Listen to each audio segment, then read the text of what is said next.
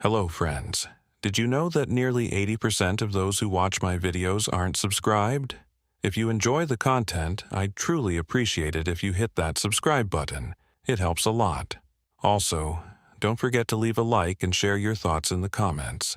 Your interaction not only supports the channel's growth, but also helps these stories reach more people. Thank you all for being here. By the way, where are you watching from? Let me know in the comments. Officer Sarah Rodriguez had been patrolling Manhattan's Lower East Side for 3 years when she first noticed the anomaly that would consume her life for the next 18 months. Working the 11 p.m. to 7 a.m. shift, she'd grown accustomed to the predictable rhythms of the city's nighttime economy.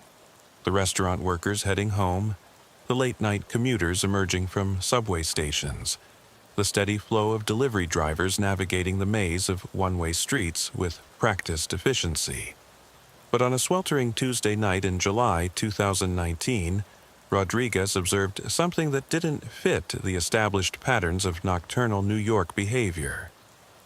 At 2:43 a.m., while conducting a routine patrol through the Alphabet City section of her beat, Rodriguez noticed a man in his 30s walking slowly down Avenue B, carrying what appeared to be a large duffel bag. Nothing unusual in itself. The neighborhood attracted all types at all hours. But something about his movement pattern triggered her training in behavioral observation. The man wasn't walking with the purposeful stride of someone heading home from work, or the casual pace of someone out for a late-night stroll. He was moving with deliberate calculation, stopping every few buildings to examine doorways, fire escapes, and ground floor windows with the systematic attention of someone conducting surveillance. Rodriguez pulled her patrol car to the curb and observed the subject for several minutes through her passenger side mirror. The man's behavior became increasingly suspicious as he produced a small notebook and appeared to be documenting specific details about each building he examined, taking notes about security features, lighting conditions, and the presence or absence of doormen or security cameras.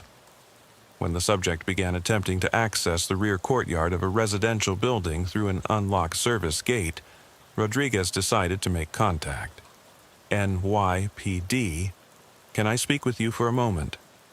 The man turned, showing no signs of surprise or alarm at being approached by police. He was average height and build, wearing dark clothing and carrying a worn canvas bag that appeared to contain various tools or equipment. His demeanor was calm, almost professional, as he responded to Rodriguez's approach. "Good evening, officer. Is there a problem?"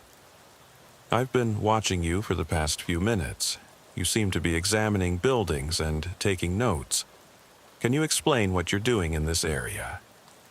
The man's response was so perfectly reasonable that it almost disarmed Rodriguez's suspicion entirely. "I'm a freelance security consultant. I've been contracted to assess vulnerabilities in residential buildings for an insurance company. I do most of my work at night because it's easier to identify lighting problems and security gaps when it's dark." He produced business cards and what appeared to be official documentation supporting his explanation. The paperwork looked legitimate. Professional letterhead, official-seeming language, contact information for references that could presumably be verified during business hours. "Can I see some identification?" Rodriguez asked, maintaining professional courtesy while following standard procedure.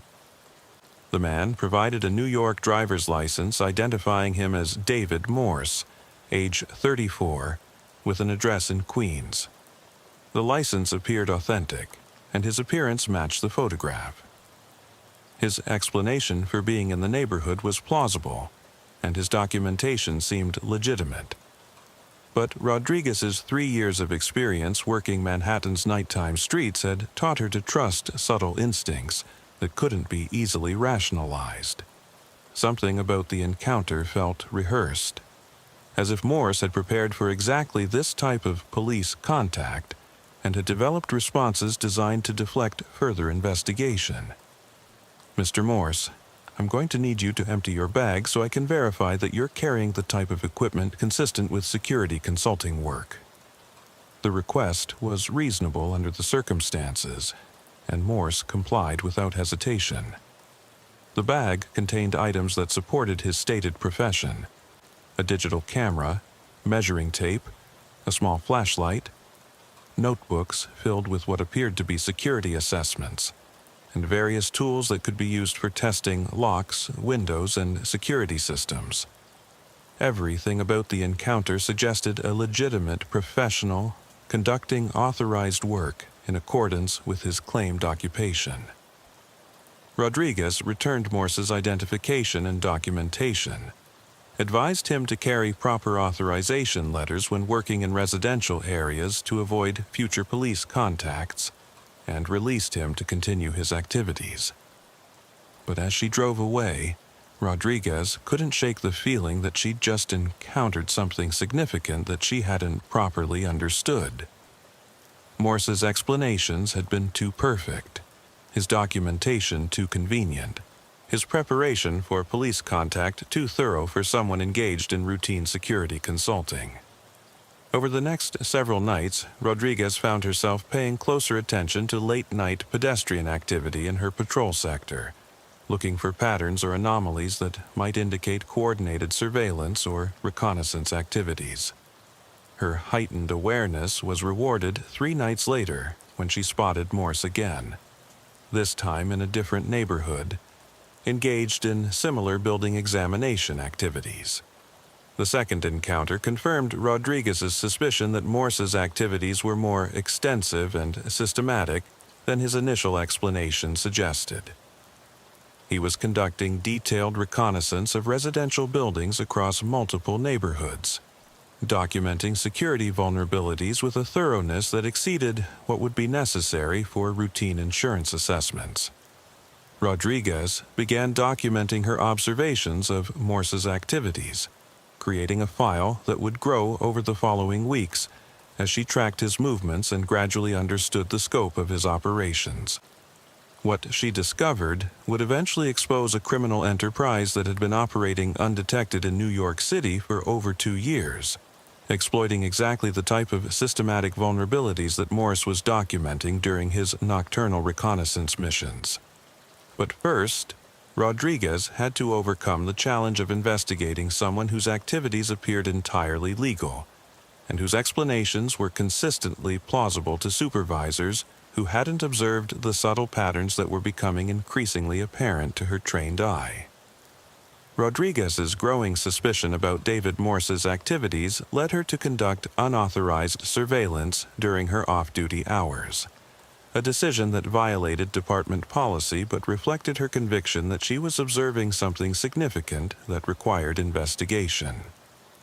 Using her personal vehicle and civilian clothes, Rodriguez began tracking Morse's movements across Manhattan during the late-night hours when his activities were most active. What she discovered was a systematic operation that covered far more territory and involved more sophisticated planning than she had initially realized. Morse wasn't working alone. Rodriguez identified at least 3 other individuals engaged in similar reconnaissance activities across different neighborhoods in Manhattan and the outer boroughs. Each person followed the same methodology: systematic examination of residential buildings, detailed documentation of security features, and coordination of activities to avoid duplication of effort. The scope of their operation became clearer as Rodriguez mapped their activities across the city. They were conducting comprehensive security assessments of hundreds of residential buildings, creating what amounted to a detailed vulnerability database for high-value residential targets throughout New York.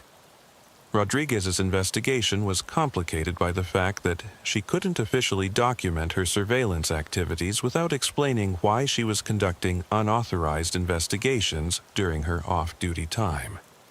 Her supervisors would require justification for the resources and time she was investing in what appeared to be surveillance of individuals engaged in legitimate business activities. The breakthrough came when Rodriguez observed Morse meeting with two other individuals in a 24-hour diner on the Lower East Side at 3:30 a.m. on a Wednesday morning. The meeting lasted 47 minutes and involved detailed discussion of specific buildings, with participants consulting notebooks and what appeared to be building floor plans or architectural drawings. Rodriguez positioned herself where she could observe the meeting without being detected, using her phone to photograph the participants and document their interaction. The level of coordination and detailed planning evident in their discussion convinced her that this was something significantly more sophisticated than routine security consulting. Following the meeting, Rodriguez tracked one of the other participants to a storage facility in Queens, where he accessed a unit containing what appeared to be extensive files, maps, and equipment that suggested a much larger operation than the freelance security consulting that Morse had described. Rodriguez faced a critical decision about how to proceed with her investigation. The evidence she had gathered through unauthorized surveillance might not be admissible in court, and her supervisors might question her methods if she couldn't provide legitimate justification for her activities. But her concern about the scope and sophistication of what she was observing outweighed her worry about potential disciplinary action. Rodriguez decided to contact Detective Lieutenant Michael Santos, a supervisor known for supporting proactive police work and encouraging officers to investigate suspicious patterns even when they couldn't immediately articulate specific crimes. "Lieutenant, I've been tracking some individuals who appear to be conducting systematic reconnaissance of residential buildings across multiple neighborhoods. Their activities are technically legal, but the scope and coordination suggest something beyond legitimate security consulting." Santos listened to Rodriguez's description of her observations and reviewed the photographs and notes she had accumulated during her surveillance activities. His experience with organized crime investigations helped him recognize patterns that suggested criminal enterprise rather than legitimate business activities. "Officer Rodriguez, what you're describing sounds like intelligence gathering for a sophisticated burglary or home invasion operation. The systematic documentation of security vulnerabilities across multiple neighborhoods suggests preparation for coordinated criminal activities." Santos authorized Rodriguez to continue her investigation with official departmental support, assigning additional resources to help track the suspected reconnaissance network and identify their ultimate objectives. The investigation was classified as a potential organized crime operation, allowing access to specialized surveillance equipment and coordination with other law enforcement agencies. The expanded investigation revealed that Morse and his associates were part of a larger criminal organization that specialized in high-value residential burglaries, targeting wealthy individuals in Manhattan and the outer boroughs. Their reconnaissance activities were designed to identify properties with valuable contents, minimal security measures, and predictable occupancy patterns that would allow safe access during specific time windows. But the true scope of their operation was even more disturbing than Rodriguez had initially suspected. The organization wasn't just planning burglaries. They were conducting comprehensive intelligence gathering that included monitoring residents' daily routines, financial activities, and personal relationships to identify optimal targets and timing for their operations. Rodriguez's investigation had uncovered a criminal enterprise that represented a new evolution in organized burglary operations, using professional-level intelligence gathering techniques to identify and exploit vulnerabilities in New York's residential security infrastructure.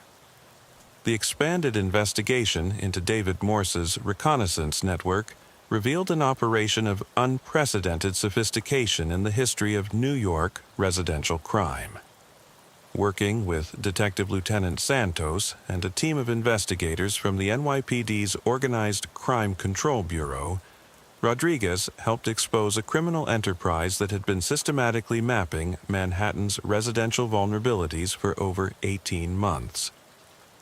The organization operated like a professional intelligence service, with different teams responsible for specific aspects of target identification, surveillance, intelligence gathering, and operational planning. Morse's role was just one component of a comprehensive system designed to identify high-value residential targets and develop detailed operational plans for accessing them during optimal time windows. What we're looking at, Lieutenant Santos explained during a briefing for the expanded investigation team, is essentially a criminal intelligence agency specializing in residential targets. They're using techniques and technologies that rival what we see in corporate espionage and foreign intelligence operations. The investigation revealed that the organization employed multiple surveillance teams that monitored potential targets' daily routines, travel schedules, and personal activities. They used sophisticated tracking technology, social media monitoring, and even financial intelligence gathering to build comprehensive profiles of wealthy individuals and families throughout Manhattan. Rodriguez's tracking of Morse had led to the discovery of a centralized intelligence operation based in a seemingly legitimate security consulting business in Queens.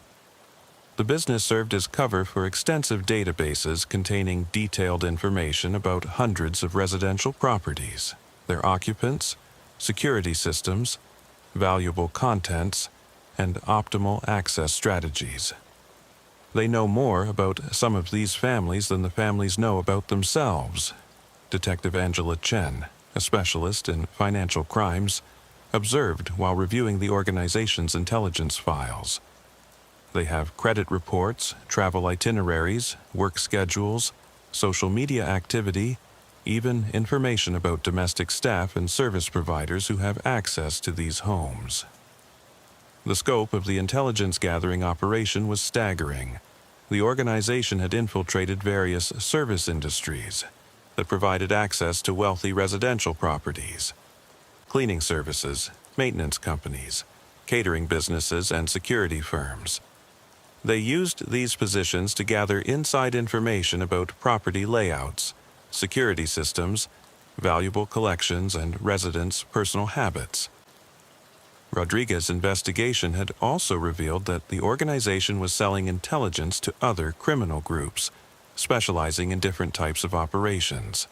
The comprehensive residential intelligence they gathered was valuable not just for burglary operations, but also for kidnapping, extortion, and other crimes targeting wealthy individuals and families. This isn't just about stealing property, Lieutenant Santos realized as the investigation uncovered the full scope of the intelligence operation. They're creating a comprehensive vulnerability assessment of Manhattan's wealthy residential community that could be used for various types of criminal exploitation. The organization's operational security was sophisticated enough to have avoided detection by traditional law enforcement methods. They used encrypted communications, compartmentalized information sharing, and professional surveillance detection techniques to protect their activities from police investigation. Rodriguez's chance encounter with Morse had been the crucial break in identifying an operation that might otherwise have continued undetected for years, gradually building intelligence capabilities that could have been used for increasingly serious crimes against high-profile targets. The investigation team decided to conduct a coordinated operation designed to disrupt the entire intelligence network simultaneously, preventing the organization from destroying evidence or relocating their operations once they realized they were under law enforcement scrutiny. Rodriguez played a crucial role in the operational planning, using her detailed knowledge of Morse's activities and the organization's reconnaissance patterns to help identify optimal timing and tactics for the coordinated arrests. Officer Rodriguez, your initial observations and persistence in investigating suspicious but technically legal activities have been crucial to exposing this operation, Lieutenant Santos told her during the pre-operation briefing. This investigation demonstrates the importance of trusting police instincts even when the evidence doesn't initially support obvious criminal charges. The coordinated operation would target multiple locations simultaneously: the Queen's headquarters, various surveillance teams operating throughout Manhattan, and storage facilities containing the organization's extensive intelligence databases and operational equipment. But Rodriguez also understood that the investigation had revealed vulnerabilities in residential security that extended far beyond this particular criminal organization.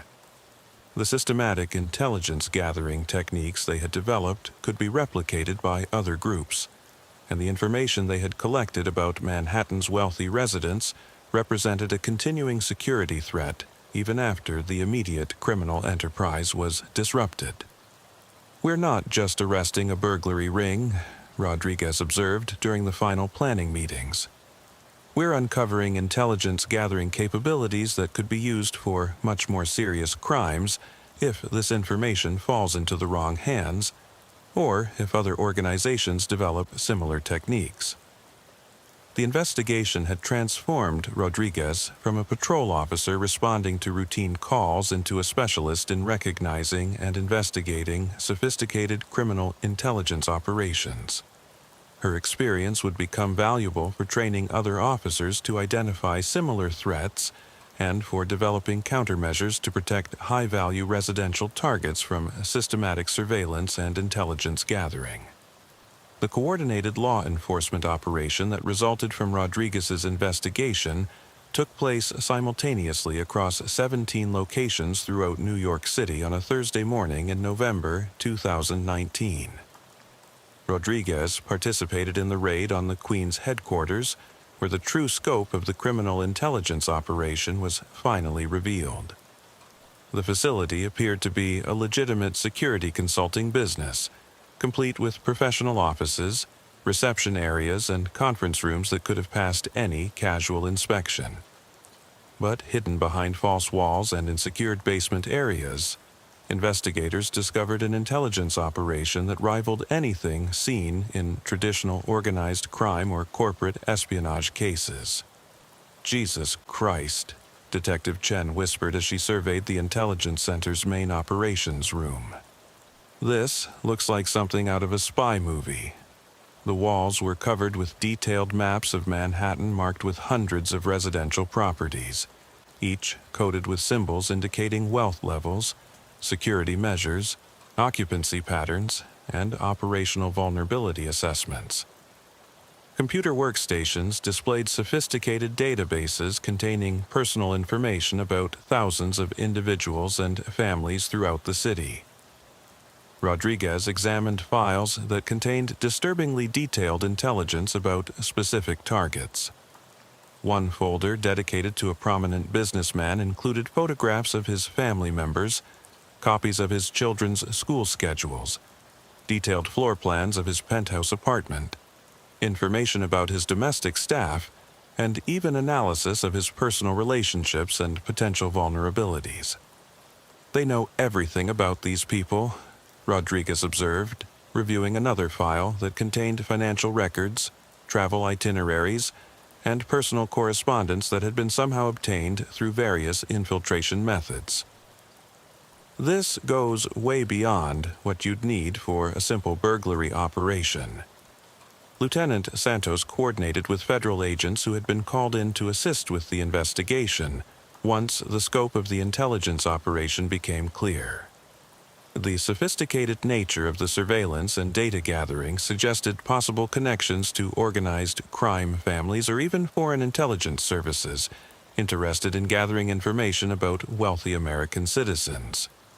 The arrest operation yielded 16 individuals, including David Morse and the other surveillance operatives that Rodriguez had identified during her investigation. But interrogation of the suspects revealed that the organization was even larger than law enforcement had realized, with additional cells operating in other cities, and coordination with criminal networks across multiple states. "This appears to be a franchised operation," FBI Special Agent Rebecca Martinez explained during the post-arrest briefing. The New York cell was just one component of a national network that specializes in residential intelligence gathering for various criminal purposes. The intelligence databases seized during the raids contained information about over 3,000 residential properties and more than 8,000 individuals throughout the New York metropolitan area. The level of detail was extraordinary. Some files contained information that even close family members wouldn't typically know about the targets.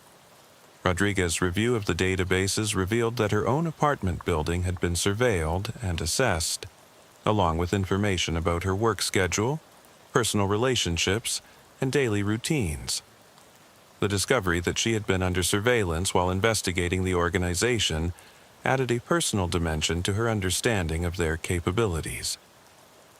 They identified you as a potential threat early in your investigation, Lieutenant Santos told Rodriguez when the surveillance of her own activities was discovered. The fact that they continued their operations despite knowing you were watching suggests either arrogance or confidence that their legal cover would protect them from police investigation. The investigation also revealed that the organization had successfully conducted numerous high-value burglaries and other crimes using the intelligence they had gathered. Property crimes totaling over $15 million in value were eventually connected to their operations, but the true scope of their criminal activities was likely much larger. More disturbing was the discovery that they had been selling intelligence to other criminal organizations specializing in kidnapping, extortion, and identity theft. The residential surveillance network had created a marketplace for criminal intelligence that enabled various types of crimes against wealthy targets throughout the city. "We've disrupted one network," Agent Martinez cautioned during the investigation debrief. But the techniques they developed and the intelligence they gathered represent continuing threats. Other organizations could use similar methods, and the information they collected about these families doesn't disappear just because we've arrested the people who gathered it. Rodriguez's role in the investigation had evolved from patrol officer to specialist consultant, helping federal agents understand the operational methods and surveillance techniques that the organization had used.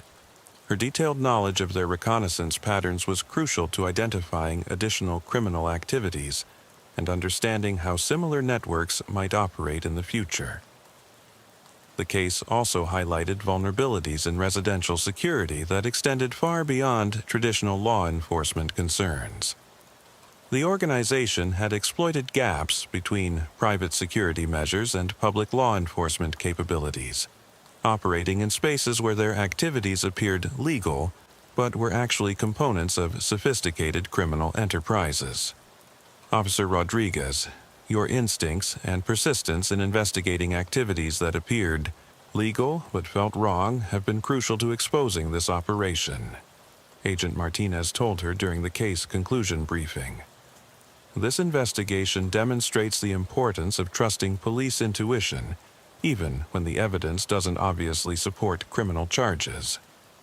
The success of the investigation led to Rodriguez being assigned to a specialized unit focusing on identifying and investigating sophisticated criminal surveillance operations.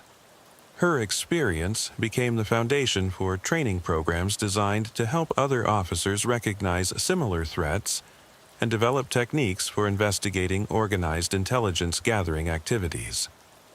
But the personal impact of learning that she had been under surveillance throughout her investigation remained troubling.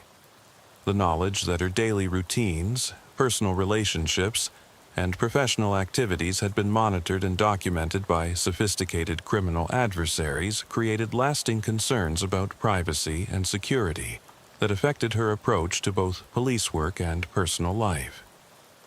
6 months after the coordinated arrests that dismantled the residential intelligence network, Rodriguez found herself working with federal agencies to understand the broader implications of what they had discovered. The investigation had revealed not just a criminal enterprise, but a new category of organized crime that exploited the intersection of technology, social media, and urban residential vulnerability. The intelligence databases seized during the raids continued to yield disturbing discoveries, as analysts worked through the massive amount of information the organization had accumulated.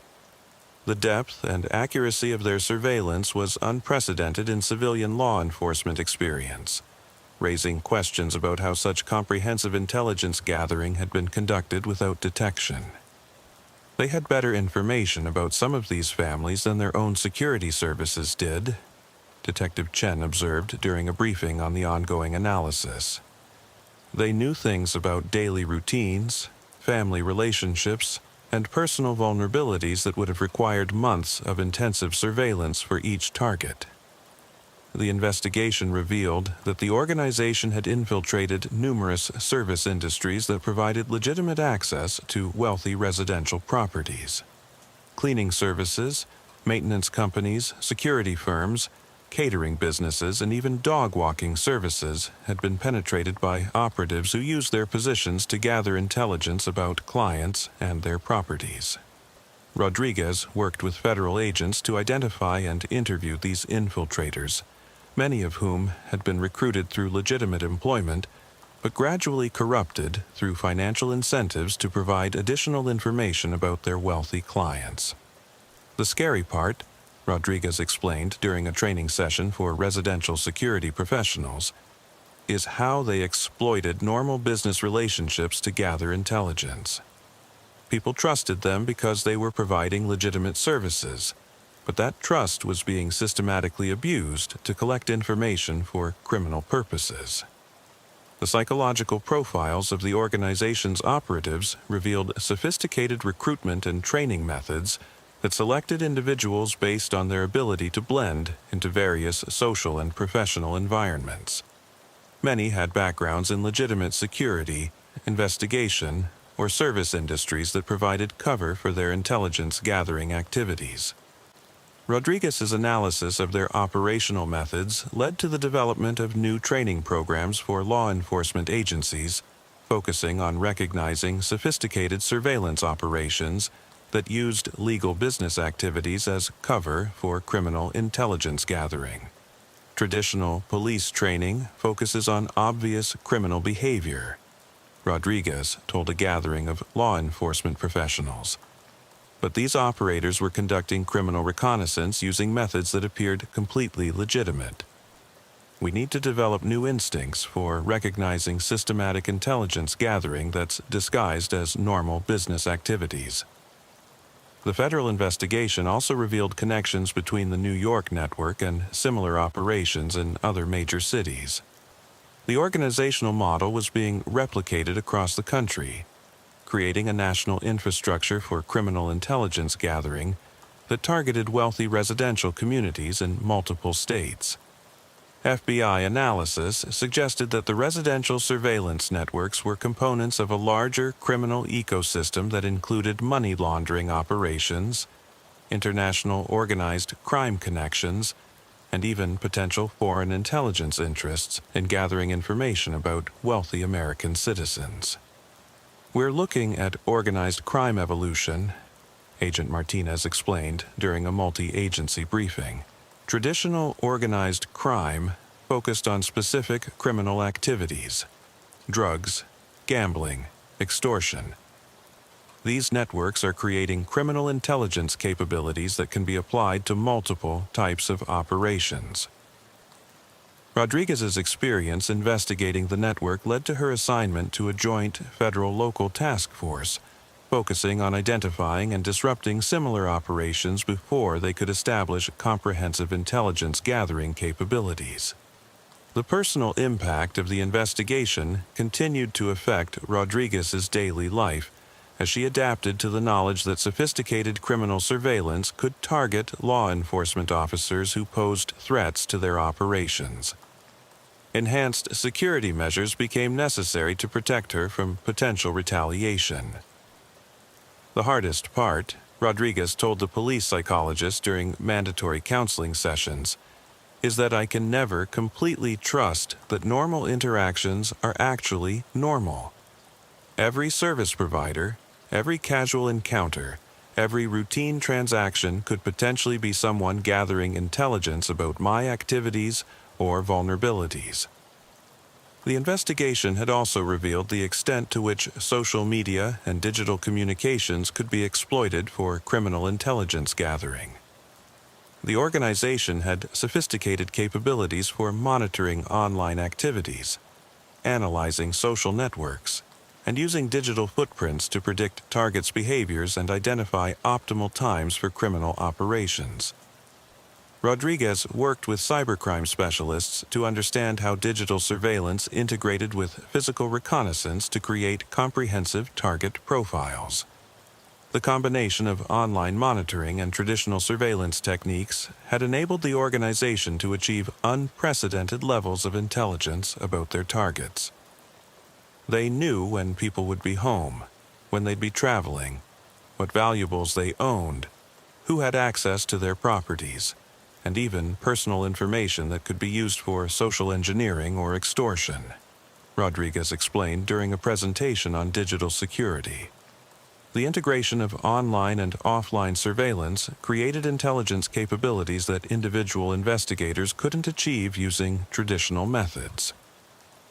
The training programs that emerged from Rodriguez's investigation emphasized the importance of recognizing patterns in seemingly legitimate activities that might indicate systematic intelligence gathering. Law enforcement agencies across the country implemented new protocols for identifying and investigating sophisticated surveillance operations. But the investigation also highlighted fundamental vulnerabilities in urban residential security that couldn't be addressed through law enforcement alone. The organization had exploited gaps between individual security measures and systemic protection that required coordination between private security services, law enforcement agencies, and residential communities.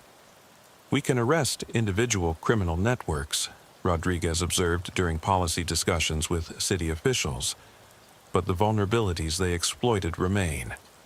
Wealthy residential communities need better coordination between private security and public law enforcement to detect and prevent systematic intelligence gathering operations. 2 years after the original investigation, Rodriguez was contacted by federal cybercrime specialists who had detected what appeared to be the next evolution of the residential surveillance networks she had helped expose. The new operations had adapted to law enforcement countermeasures by shifting toward digital intelligence gathering that was even more difficult to detect and investigate. They've gone largely digital, FBI Cyber Division agent David Park explained during a briefing at the federal building in Lower Manhattan. Instead of physical surveillance and infiltration of service industries, they're using sophisticated online techniques to gather the same types of intelligence about wealthy targets. The new networks had developed artificial intelligence systems that could monitor social media activities, analyze financial transactions, track digital communications, and even monitor smart home devices to gather comprehensive intelligence about potential targets without requiring physical presence or human infiltration. Rodriguez studied examples of the new digital surveillance techniques with growing concern about the implications for both law enforcement and residential security. The artificial intelligence systems could process vast amounts of digital information to identify patterns and vulnerabilities that would have required armies of human operatives using traditional methods. They can monitor someone's entire digital life, Agent Park explained, showing Rodriguez examples of comprehensive profiles created using only online sources. Social media posts reveal travel schedules. Financial app usage indicates spending patterns. Smart home devices provide information about daily routines, and digital communications reveal personal relationships and potential vulnerabilities. The sophistication of the digital surveillance was remarkable in its comprehensiveness and efficiency. Artificial intelligence systems could analyze thousands of potential targets simultaneously, identifying the most valuable and vulnerable candidates for criminal operations without requiring the extensive human resources that physical surveillance networks had demanded. Rodriguez's expertise in recognizing systematic intelligence gathering patterns proved valuable for understanding how the digital operations functioned. But the new techniques presented challenges that traditional law enforcement methods were not equipped to address. The legal framework for investigating digital surveillance is much more complex than physical surveillance, Agent Park explained. Many of these techniques use information that's publicly available or obtained through methods that aren't obviously illegal, making it difficult to obtain warrants or build criminal cases. The investigation revealed that the digital surveillance networks were selling intelligence to various criminal organizations specializing in different types of operations. The comprehensive digital profiles they created were valuable for burglary operations, kidnapping planning, identity theft, financial fraud, and even espionage activities. Rodriguez worked with federal agents to develop new techniques for identifying and investigating digital surveillance networks, but the technical complexity of the operations required expertise that traditional law enforcement agencies lacked. We need cybercrime specialists who understand both the technical aspects of digital surveillance and the criminal applications of the intelligence being gathered, Rodriguez observed during planning meetings for the expanded investigation. The new digital networks had also internationalized their operations, using servers and infrastructure located in countries with limited law enforcement cooperation to protect their activities from American police investigation. The global nature of digital communications made it much more difficult to disrupt their operations using traditional law enforcement methods. Rodriguez's role in the investigation evolved toward developing training programs that could help law enforcement agencies recognize and investigate digital intelligence gathering operations. But she also recognized that the technical sophistication of the new threats exceeded the capabilities of local police departments. We're fighting a technological war with traditional law enforcement tools, Rodriguez told Lieutenant Santos during a discussion about resource allocation for cybercrime investigations. These organizations have artificial intelligence systems and international infrastructure that we can't match using conventional police techniques. The investigation also revealed that Rodriguez's own digital communications and online activities had been monitored by the new surveillance networks, which had identified her as a threat based on her previous investigation of their physical surveillance operations. Enhanced cybersecurity measures became necessary to protect Rodriguez from digital surveillance and potential cyber attacks.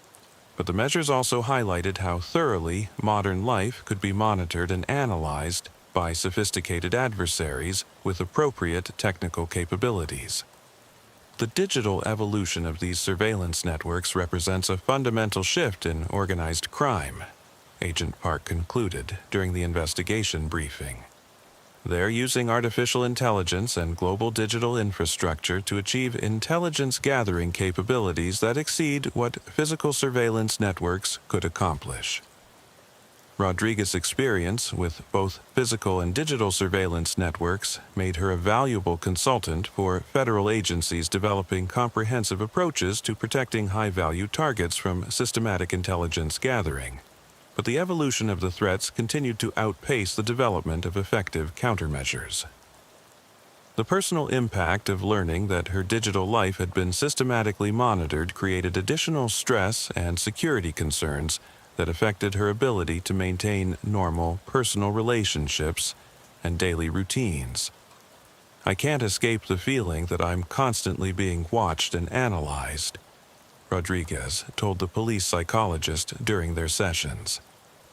Every digital interaction, every online activity, every electronic communication could potentially be monitored by sophisticated adversaries who see me as a threat to their operations. 3 years after her initial investigation, Rodriguez was recruited by Interpol to participate in an international task force investigating what had evolved into a global network of criminal intelligence operations targeting wealthy individuals and families across multiple countries. The investigation had revealed that the residential surveillance techniques pioneered in New York had been exported to criminal organizations throughout Europe, Asia, and Latin America, creating an international infrastructure for systematic intelligence gathering that threatened high-value targets worldwide. What you discovered in Manhattan was just one node in a global network, Interpol coordinator Elena Vasquez explained during Rodriguez's briefing at the organization's headquarters in Lyon, France. The operational methods and technologies have been replicated across dozens of countries, creating criminal intelligence capabilities that operate across international boundaries. The global nature of the network created jurisdictional challenges that traditional law enforcement agencies were not equipped to address.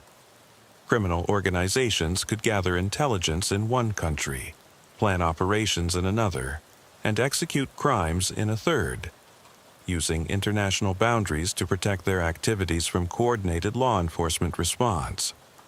Rodriguez's expertise in recognizing systematic intelligence gathering patterns was valuable for training international law enforcement agencies. But the cultural and legal differences between countries complicated efforts to develop unified approaches to investigating and disrupting global criminal surveillance networks. The techniques that worked for investigating the New York network don't necessarily translate to other legal systems and cultural contexts, Rodriguez observed during training sessions with European police agencies. We need to adapt our methods to work within different legal frameworks while maintaining the ability to recognize and investigate sophisticated surveillance operations.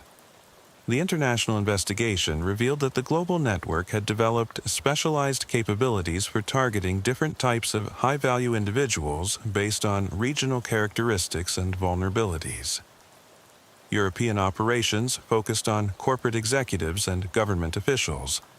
Asian networks targeted technology entrepreneurs and manufacturing leaders, while Latin American operations concentrated on natural resource industry figures and political leaders.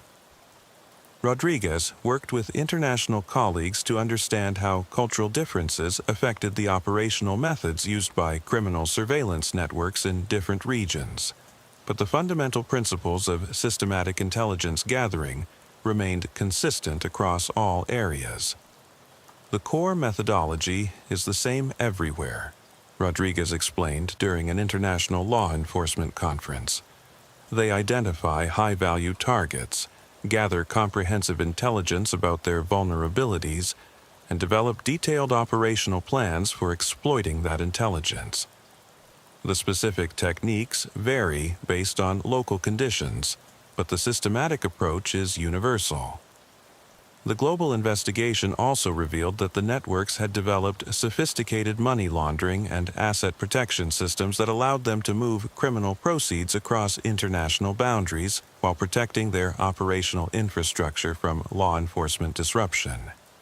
Rodriguez's investigation experience became valuable for understanding how criminal intelligence operations integrated with broader organized crime activities. But the international scope of the networks required cooperation between agencies that had limited experience working together. We're trying to investigate global criminal organizations using law enforcement systems that were designed for local and national operations, Rodriguez observed during planning meetings for international coordination efforts. The criminals have adapted to globalization faster than law enforcement agencies have. The personal security challenges also increased as Rodriguez's international profile made her a target for criminal organizations operating across multiple countries.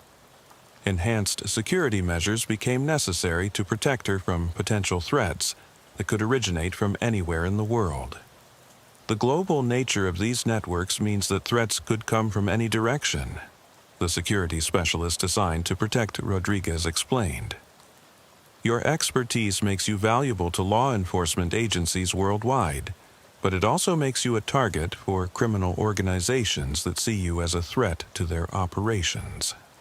The international investigation led to coordinated operations across 17 countries, resulting in hundreds of arrests and the disruption of criminal intelligence networks that had been operating for years without detection. But the success also revealed how quickly the networks could adapt and relocate their operations to avoid law enforcement disruption.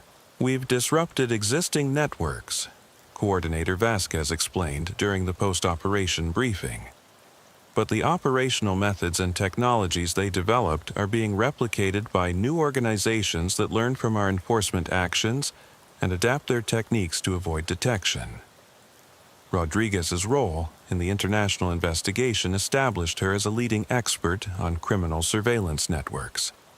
But it also highlighted the ongoing nature of the threat and the need for continuous adaptation of law enforcement methods to address evolving criminal techniques. The global scope of the investigation had revealed that systematic intelligence gathering had become a foundational capability for modern organized crime, enabling various types of criminal operations while creating new categories of threats that traditional law enforcement methods struggled to address effectively. 4 years after her initial encounter with David Morse, Rodriguez found herself at the center of what federal agencies had begun calling the technology war, an escalating conflict between criminal organizations using advanced surveillance technologies and law enforcement agencies struggling to develop effective countermeasures. The criminal intelligence networks had evolved far beyond the physical and digital surveillance techniques that Rodriguez had originally investigated. They now employed artificial intelligence systems, quantum encryption, deep-fake technology, and even satellite surveillance capabilities that rivaled those available to government intelligence agencies.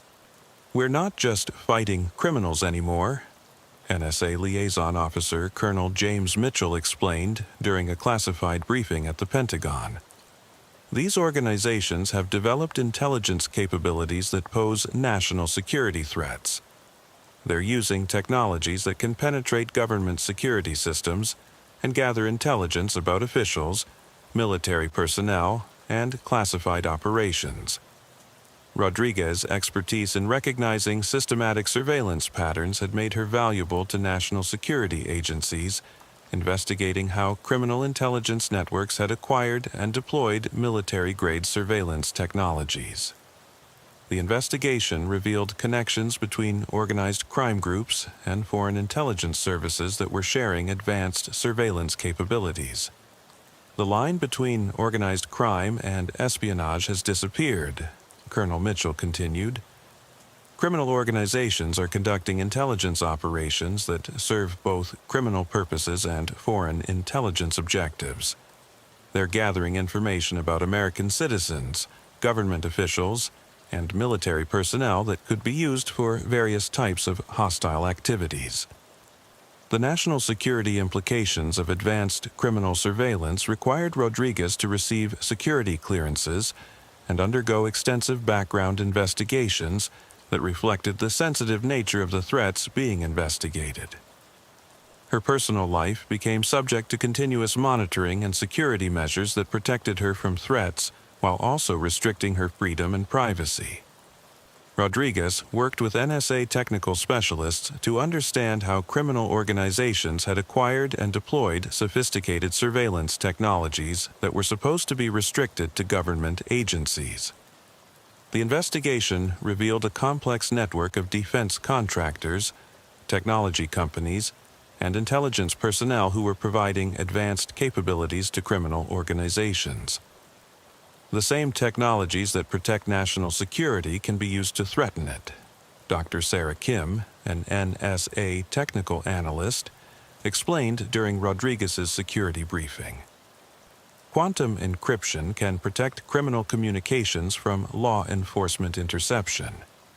Artificial intelligence can analyze vast amounts of surveillance data to identify government vulnerabilities. Satellite surveillance can monitor military installations and government facilities. The technology war required Rodriguez to develop expertise in advanced surveillance methods that exceeded anything available to traditional law enforcement agencies. Her training included classified programs on quantum communications, artificial intelligence analysis, and satellite surveillance that reflected the sophisticated nature of the criminal threats being investigated. But the advanced technologies also created new vulnerabilities for law enforcement personnel like Rodriguez, who became targets for criminal organizations seeking to neutralize threats to their operations. The criminal networks had surveillance capabilities that could monitor law enforcement activities in real time, creating security challenges that required constant adaptation of protective measures. Your expertise makes you a high-value target for elimination or neutralization, the security specialist assigned to protect Rodriguez explained. These organizations have capabilities to monitor your communications, track your location, and potentially conduct operations against you using technologies that were originally developed for military applications. The investigation revealed that criminal intelligence networks had developed comprehensive files on law enforcement personnel, government officials, and military personnel who posed threats to their operations. The files contained detailed personal information, vulnerability assessments, and operational plans for neutralizing specific individuals through various means. Rodriguez's security file contained disturbing evidence of sophisticated surveillance that had monitored her activities, analyzed her personal relationships, and identified potential methods for eliminating her as a threat to their operations. The file included photographs taken without her knowledge, detailed analysis of her daily routines, and even psychological profiles designed to predict her responses to various types of pressure or manipulation. They know everything about you, Colonel Mitchell told Rodriguez during a security briefing. Your family members, your personal relationships, your financial situation, your professional vulnerabilities. They've conducted the same type of comprehensive intelligence gathering on you that they used against their criminal targets. The discovery that she had been under such intensive surveillance created a profound sense of violation that affected Rodriguez's ability to maintain normal personal relationships and daily routines. Every aspect of her life had been analyzed and documented by sophisticated adversaries who saw her as an obstacle to their criminal operations. Enhanced security measures included relocation to a secure housing facility, continuous protective surveillance, and restricted communication protocols that isolated Rodriguez from normal social interactions while protecting her from potential threats. The technology war has made traditional law enforcement obsolete, Rodriguez observed during a classified briefing on future threats. When criminal organizations have intelligence capabilities that exceed those available to local police departments, conventional policing methods become ineffective for investigating sophisticated criminal operations. The national security investigation led to the development of new law enforcement capabilities that integrated military and intelligence technologies with traditional police methods. Rodriguez became a consultant for programs designed to prepare law enforcement agencies for conflicts with criminal organizations using advanced surveillance and intelligence technologies. But the evolution of criminal capabilities continued to outpace the development of law enforcement countermeasures. Each advance in protective technology was met with corresponding improvements in criminal surveillance and intelligence gathering methods. We're fighting an arms race that we're losing, Rodriguez told federal officials during strategic planning meetings. Every defensive measure we develop prompts them to acquire more sophisticated offensive capabilities. They have access to the same advanced technologies that we're using to protect against them. The investigation also revealed that criminal intelligence networks were selling their surveillance capabilities to foreign intelligence services. creating national security threats that extended far beyond traditional organized crime activities. The comprehensive intelligence they gathered about American citizens, government officials, and military personnel was valuable to hostile foreign governments seeking to identify vulnerabilities in American security. Rodriguez's expertise became crucial to national security efforts to protect critical personnel from systematic surveillance and intelligence gathering. But the scope of the threat exceeded the capabilities of any single law enforcement agency or government department. The criminal intelligence networks have become a national security infrastructure that serves multiple hostile interests, Colonel Mitchell explained during congressional testimony on emerging threats. They're gathering intelligence that could be used for criminal operations, espionage activities, terrorism planning, or foreign influence operations. The personal cost of Rodriguez's involvement in the technology war included permanent separation from her previous life and relationships. The security measures necessary to protect her from sophisticated criminal surveillance required her to assume a new identity and relocate to a protected environment where her activities could be continuously monitored and secured. "I've become a prisoner of my own expertise," Rodriguez told the government psychologist assigned to help her adapt to her new circumstances. "My knowledge of criminal surveillance networks has made me a permanent target, but it's also made me too valuable to law enforcement and national security agencies to return to normal life." The ongoing nature of the technology war meant that Rodriguez's expertise would continue to be needed as criminal organizations developed even more sophisticated surveillance and intelligence capabilities. Her experience had made her one of the few law enforcement professionals capable of recognizing and investigating advanced criminal surveillance operations. But the evolution of the threats also meant that her personal security situation would never normalize. The criminal organizations she had helped investigate would continue to see her as a threat requiring elimination, while new criminal networks would identify her as an obstacle to their own operations. 5 years after her initial encounter with David Morse, Rodriguez found herself working under deep cover as part of what federal agencies called the Shadow Protocol, a classified program designed to infiltrate and disrupt criminal intelligence networks by using their own surveillance techniques against them. The Shadow Protocol represented a fundamental shift in law enforcement strategy, acknowledging that traditional police methods were inadequate for investigating criminal organizations that possessed military-grade surveillance and intelligence capabilities. Rodriguez's expertise in recognizing systematic surveillance patterns made her uniquely qualified for the dangerous work of operating undercover within criminal intelligence networks. "You're going to become what you've been fighting," FBI Director Sarah Chen explained during Rodriguez's final briefing before deploying under deep cover.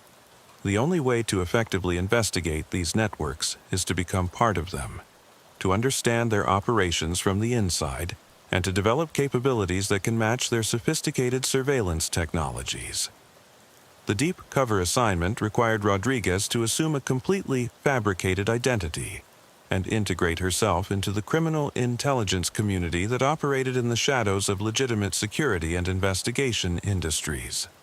Her cover identity as a freelance surveillance specialist allowed her to make contact with criminal organizations seeking to recruit individuals with her apparent expertise.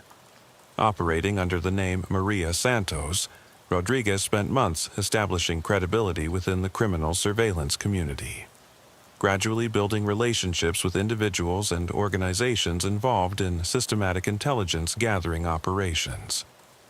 The work required her to participate in activities that bordered on illegal, while gathering evidence about criminal networks that could eventually be used for prosecution.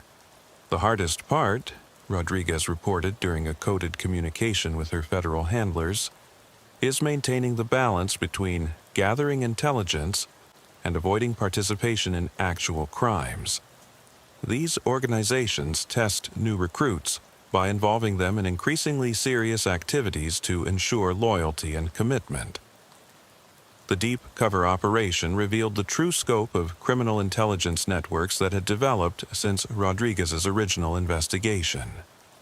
The organizations had evolved into sophisticated enterprises that provided intelligence services to various types of criminal operations, foreign intelligence agencies, and even legitimate businesses seeking competitive intelligence about rivals. Rodriguez's infiltration of the networks exposed operational methods that exceeded anything law enforcement agencies had previously encountered. The criminal organizations possessed artificial intelligence systems that could analyze vast amounts of surveillance data, quantum encryption technologies that protected their communications from government interception, and international infrastructure that allowed them to operate across multiple countries simultaneously.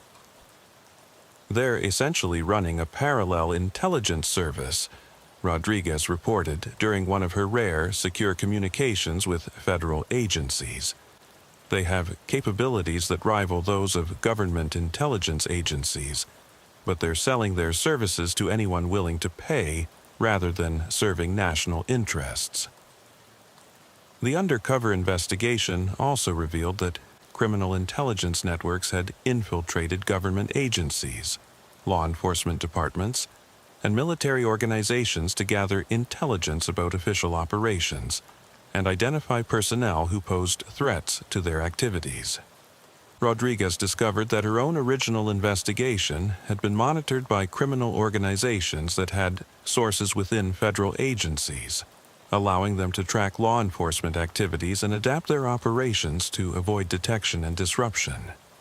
The level of penetration is extraordinary, Rodriguez reported.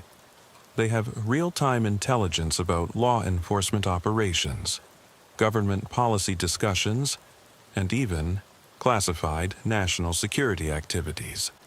They're operating with better intelligence about government activities than many government agencies have about each other.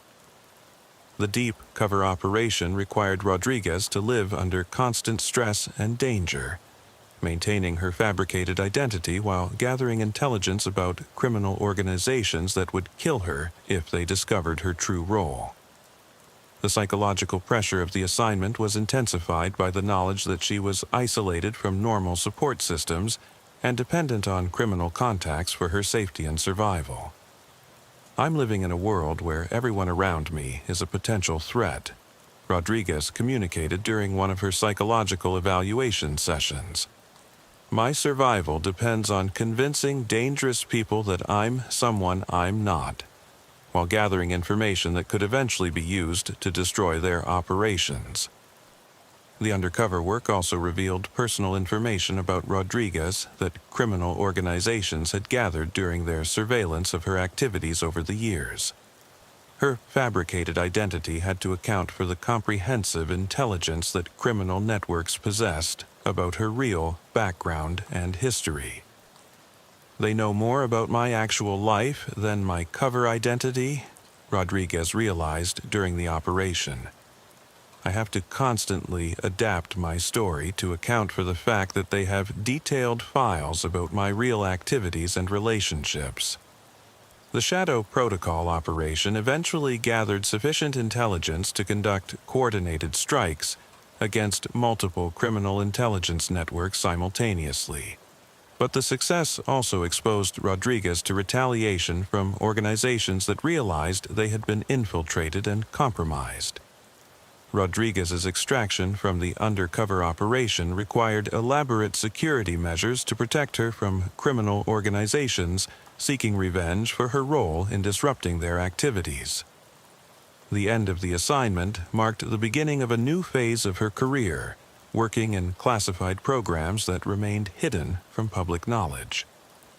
Your undercover work has provided crucial intelligence about criminal surveillance networks, Director Chen told Rodriguez during her post-operation debrief. But it's also made you a permanent target for retaliation from organizations that now know you were responsible for major disruptions to their operations. The Shadow Protocol had succeeded in gathering intelligence and disrupting criminal networks. But it had also revealed the extent to which criminal organizations had penetrated government agencies and law enforcement departments. The ongoing security threats meant that Rodriguez's involvement in classified operations would continue indefinitely. 7 years after her first encounter with David Morse on a routine patrol in Manhattan's Lower East Side, Rodriguez found herself working in a classified facility beneath the Federal Building in Lower Manhattan, coordinating what had become a permanent conflict between law enforcement agencies and criminal intelligence networks that operated with increasing sophistication and international scope. The facility, known only as the Urban Security Operations Center, represented the evolution of traditional policing into something that resembled intelligence warfare more than conventional law enforcement. Rodriguez's expertise in recognizing and investigating systematic surveillance operations had made her a crucial figure in protecting American cities from criminal organizations that possessed capabilities formerly associated only with hostile foreign governments. "We're fighting a war that most people don't know exists," Rodriguez explained to a new analyst joining the center's operations. "Criminal organizations are conducting intelligence operations against American citizens, government officials and law enforcement personnel using technologies and methods that exceed what most people think is possible." Rodriguez's daily work involved analyzing intelligence reports from sources around the world, coordinating with international law enforcement agencies, and developing countermeasures against criminal surveillance networks that operated across multiple countries and jurisdictions. The criminal organizations had continued to evolve their capabilities, developing artificial intelligence systems that could conduct comprehensive surveillance and intelligence analysis automatically, quantum communication networks that were immune to government interception, and even space-based surveillance capabilities that allowed them to monitor targets anywhere on Earth. The gap between criminal capabilities and law enforcement resources continues to widen, Rodriguez observed during a briefing for senior government officials. They have access to technologies and resources that allow them to operate with impunity in most situations, while law enforcement agencies struggle to develop effective countermeasures. The Urban Security Operations Center represented an attempt to create law enforcement capabilities that could match the sophistication of criminal intelligence networks, but the effort required resources and technologies that pushed the boundaries of what democratic societies considered acceptable for police activities. Rodriguez worked with NSA technical specialists, CIA operations officers, and military intelligence analysts to develop methods for protecting American cities from criminal organizations that possessed capabilities formerly associated only with foreign intelligence services. "We're using intelligence community methods to investigate criminal organizations," Rodriguez explained to congressional oversight committees during classified briefings. "The traditional boundaries between law enforcement and intelligence operations have disappeared, because the threats we're facing exceed what traditional policing methods can address." The personal cost of Rodriguez's career had included permanent separation from normal civilian life and relationships. The security measures necessary to protect her from sophisticated criminal surveillance required her to live under constant protection and monitoring that isolated her from ordinary social interactions. "I've become a professional target," Rodriguez told the government psychologist during one of their regular sessions. "My expertise is valuable to law enforcement and national security agencies, but it's also made me a permanent threat to criminal organizations that see me as an obstacle to their operations." The ongoing nature of the conflict meant that Rodriguez's work would continue indefinitely, as criminal organizations developed new capabilities, and law enforcement agencies struggled to maintain pace with evolving threats. Her original observation of suspicious behavior during a routine patrol had led to the discovery of criminal intelligence networks that threatened the security of American cities and the safety of wealthy citizens who became targets for systematic surveillance and criminal exploitation. Everything started with trusting my instincts about something that looked legal but felt wrong, Rodriguez reflected during a training session for new officers. The lesson is that modern criminal organizations are sophisticated enough to operate within legal boundaries while conducting activities that threaten public safety and national security. The Urban Security Operations Center had become Rodriguez's permanent assignment, coordinating intelligence and operations against criminal surveillance networks that continued to evolve and adapt to law enforcement countermeasures. But the work also required her to maintain awareness that the methods necessary to fight sophisticated criminal organizations could themselves pose threats to the privacy and civil liberties that democratic societies were designed to protect. We are walking a narrow line between protecting people from criminal surveillance and creating government surveillance capabilities that could threaten the freedoms we're trying to protect, Rodriguez observed during policy discussions about the future of urban security operations. The balance between security and freedom remained an ongoing challenge, as criminal organizations continued to develop capabilities that required corresponding evolution in law enforcement methods and technologies.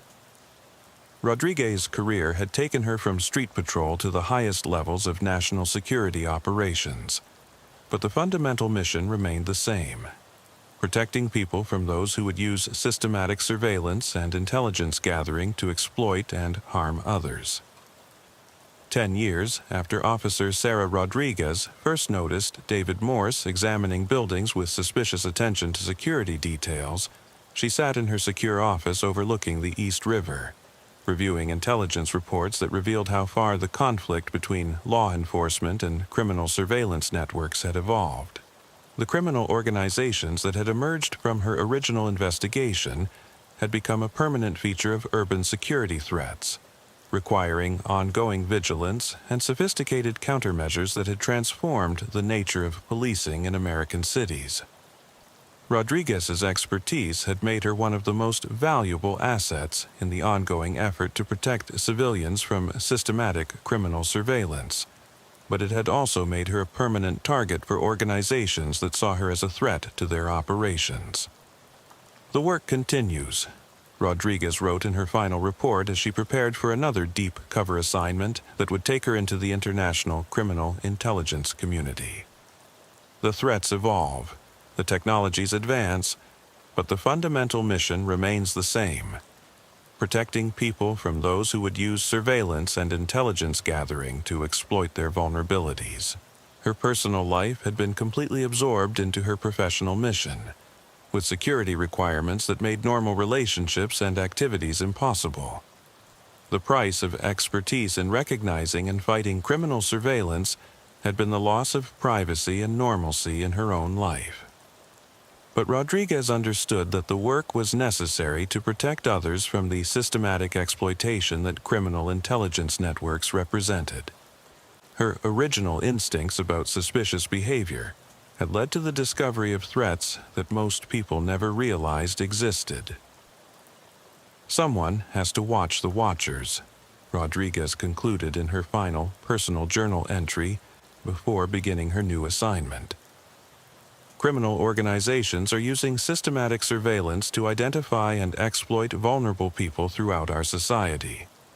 If law enforcement doesn't develop capabilities to recognize and counter these threats, innocent people will continue to be victimized by sophisticated criminal operations.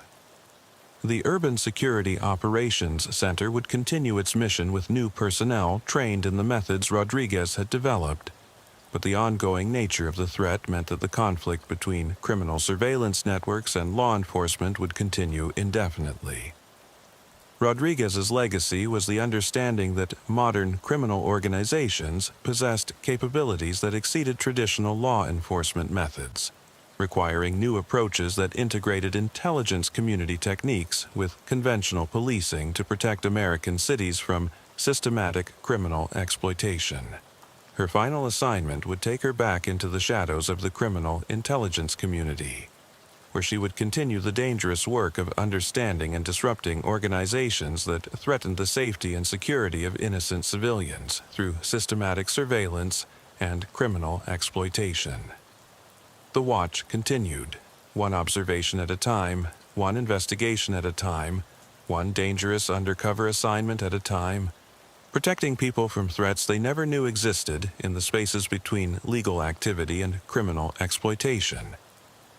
As Rodriguez disappeared into her new identity for another deep cover operation, the city continued its nightly rhythm, unaware that sophisticated criminal organizations were conducting systematic surveillance of its most vulnerable residents, and equally unaware that dedicated law enforcement professionals were working in the shadows to protect them from exploitation. The Eternal Watch persisted, fought by people like Rodriguez who had learned to recognize the subtle signs that revealed criminal intent hidden behind legitimate appearances, preserving the safety and security of urban communities against threats that operated in the spaces where traditional policing could not reach. In her final message to her colleagues at the Urban Security Operations Center, Rodriguez wrote, "Trust your instincts when something looks legal but feels wrong. The most dangerous threats often hide behind legitimate appearances, and only careful observation and persistent investigation can reveal their true nature." The message became the unofficial motto of the center's operations, reminding officers that the most sophisticated criminal organizations were those that learned to operate within legal boundaries while pursuing criminal objectives, requiring law enforcement to develop equally sophisticated methods for recognizing and investigating threats that traditional policing methods could not address. Rodriguez's story had begun with a routine patrol and suspicious observation, but it had evolved into a career devoted to protecting society from criminal organizations that possessed capabilities formerly associated only with government intelligence agencies. The ongoing nature of the threat meant that her work would continue indefinitely, fought in the shadows of legitimate society, where criminal surveillance networks operated beyond the reach of conventional law enforcement. Officer Daniel Torres had been working the night shift in Brooklyn's 78th Precinct for 4 years when he first encountered what would become the most disturbing case of his law enforcement career. It began not with a dramatic crime scene or urgent emergency call, but with a pattern of seemingly routine complaints that shared one unsettling characteristic. The victims couldn't remember crucial details about what had happened to them. The first case crossed Torres's desk on a cold February night in 2020. Margaret Klein, a 67-year-old retired librarian living alone in Park Slope, had called 911 to report that someone had been in her apartment while she was sleeping. When Torres responded to take her statement, Klein's account was frustratingly vague. "I know someone was here," Klein insisted, wrapping her bathrobe tighter around herself as she stood in her tidy living room. "Things have been moved. My personal papers have been disturbed, but I can't remember hearing anything or seeing anyone. It's like I was in some kind of deep sleep." Torres conducted a thorough search of Klein's apartment, checking windows, doors, and potential entry points. Everything appeared secure, with no signs of forced entry. Klein's jewelry, electronics, and cash remained untouched. The only evidence supporting her claim was the subtle disorganization she pointed out. Papers arranged differently than she remembered. Books moved on shelves, personal items relocated in ways that suggested someone had carefully searched through her belongings. "Mrs. Klein, is it possible you moved these things yourself and forgot? Sometimes when we're tired or stressed, we can misremember how we left things." Klein's response was firm, despite her obvious confusion. "Officer, I've lived in this apartment for 23 years. I know where I keep everything. Someone was here, but it's like I was drugged or something. I usually wake up if a neighbor's dog barks, but last night I slept like the dead." Torres documented the incident as a possible burglary with no property taken, but Klein's description of unnaturally deep sleep troubled him.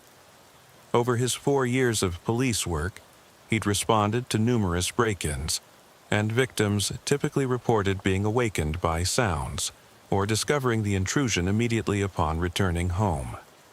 The combination of clear evidence of searching with no theft and the victim's memory gaps was unusual. 3 nights later, Torres received a similar call from the same neighborhood.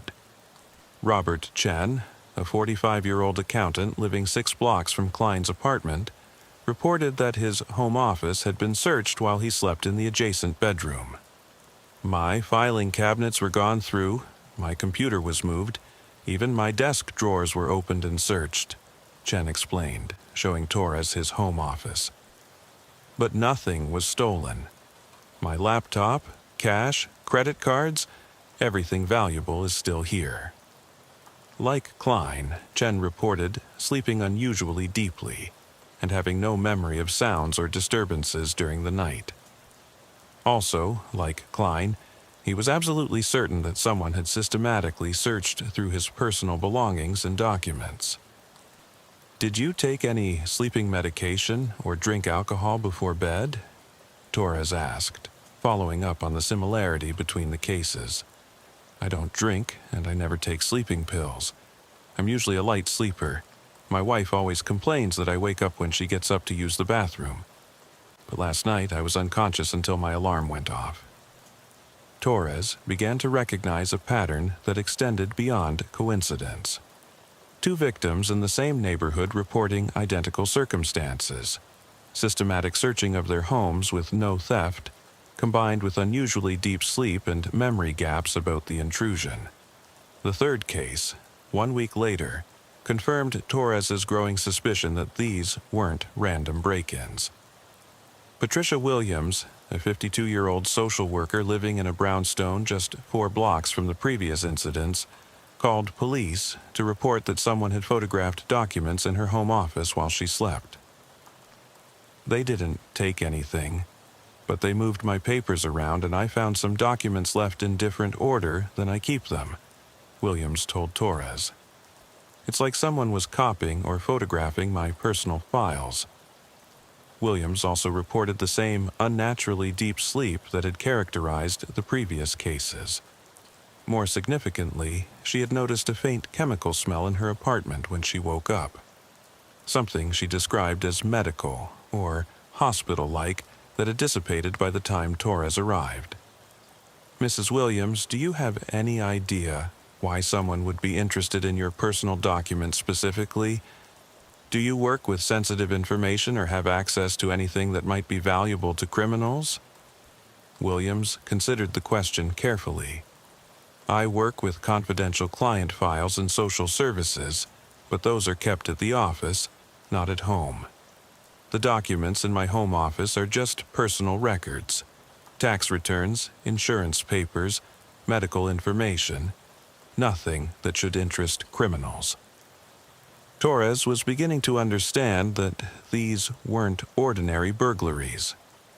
Someone was systematically targeting residents in a specific area of Park Slope, using some method to ensure victims remained unconscious while their homes were searched and their personal information was accessed or copied. The implications were disturbing.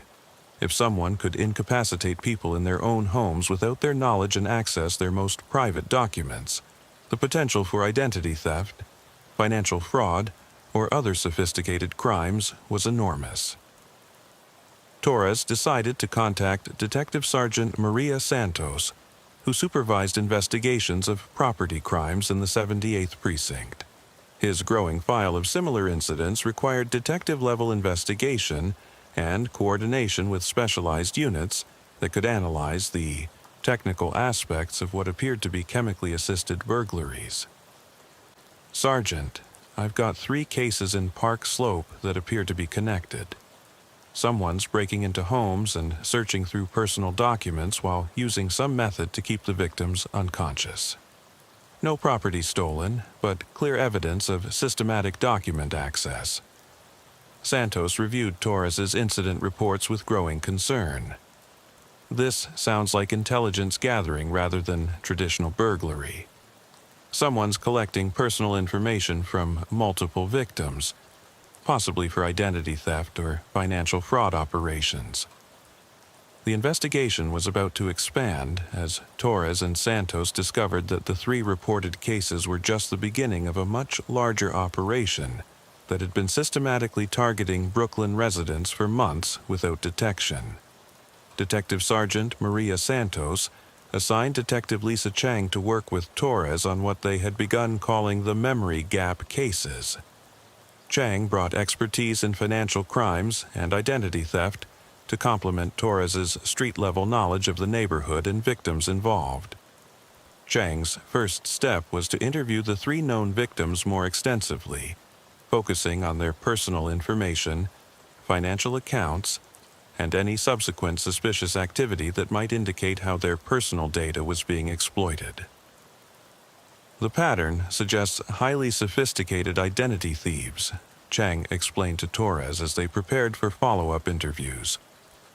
Traditional burglars take physical property they can quickly convert to cash.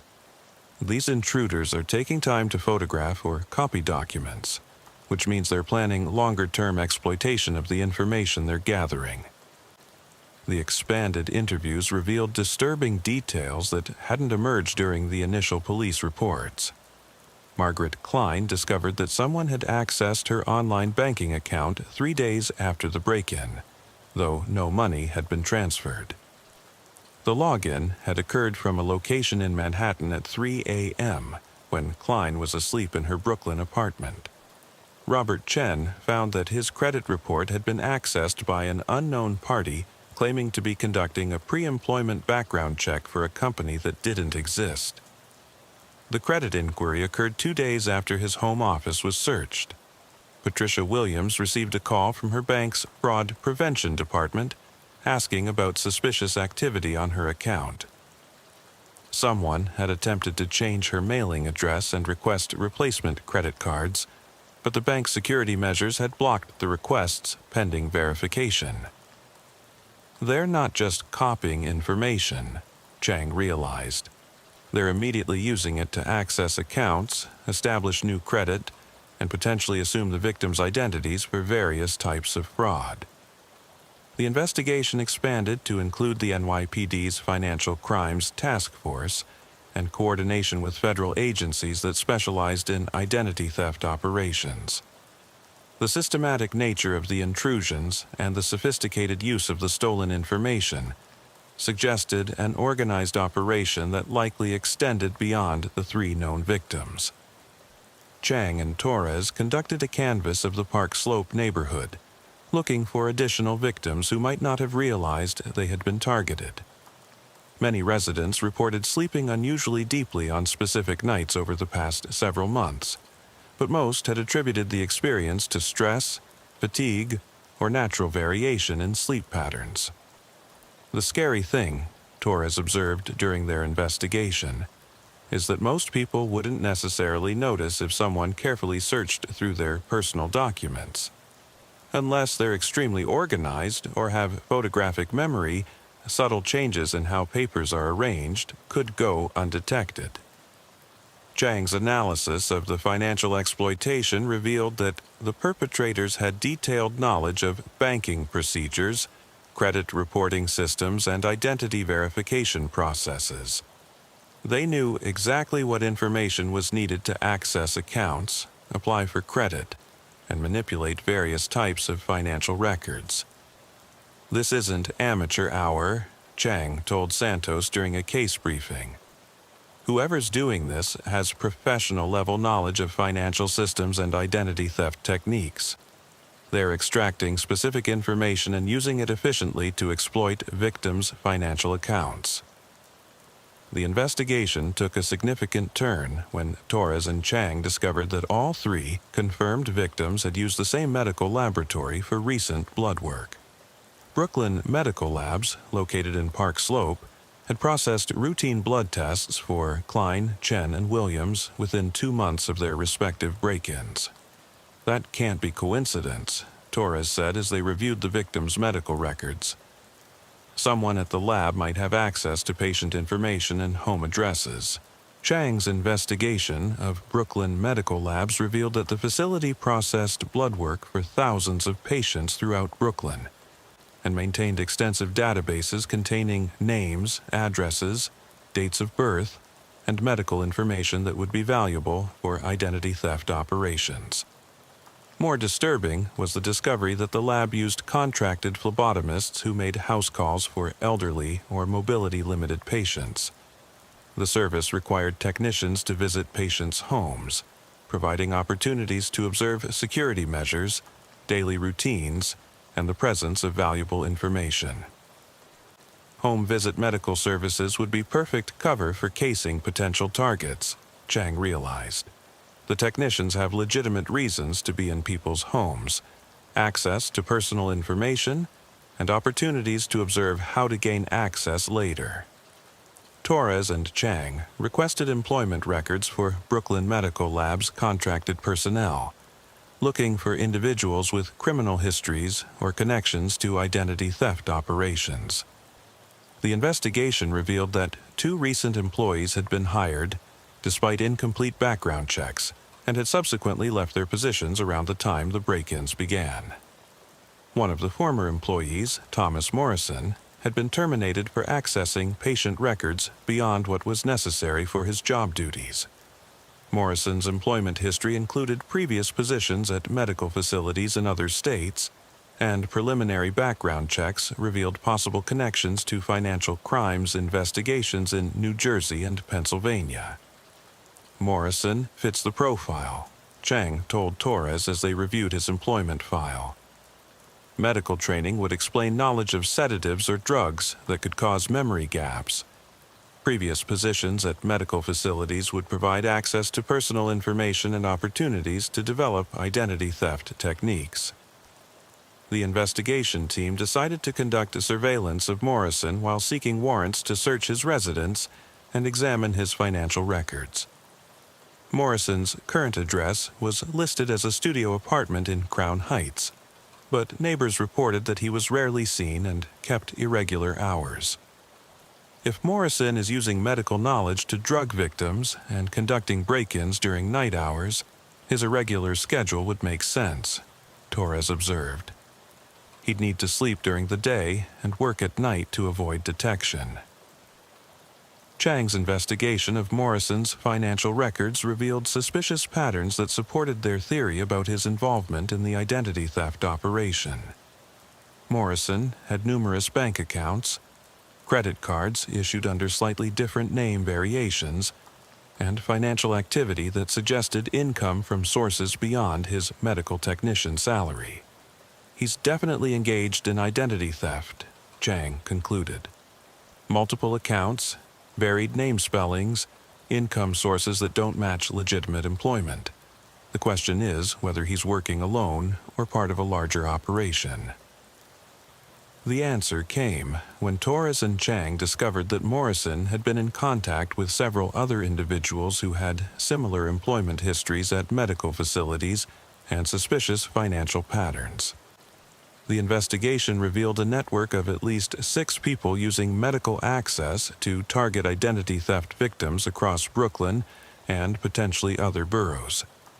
The investigation into Thomas Morrison and his network led Torres and Chang to collaborate with the NYPD's Narcotics Division to understand the chemical methods being used to incapacitate victims during the break-ins. The consistently reported memory gaps and unusually deep sleep suggested the use of sophisticated drugs that left minimal traces and didn't trigger obvious symptoms. Detective Kevin Walsh from Narcotics brought expertise in chemical substances used for criminal purposes, including date rape drugs, anesthetics, and other compounds that could render victims unconscious or compliant. Based on the victim descriptions, deep sleep, memory gaps, no recollection of intrusion, but waking up naturally at normal times, we're probably looking at benzodiazepines or similar sedatives that can be administered without the victim's knowledge, Walsh explained during a briefing on the chemical aspects of the case. The challenge was understanding how the drugs were being administered to victims in their own homes without their awareness. Traditional methods like drinks or food wouldn't explain how victims were affected while sleeping in secured apartments. The medical training component is crucial, Walsh continued.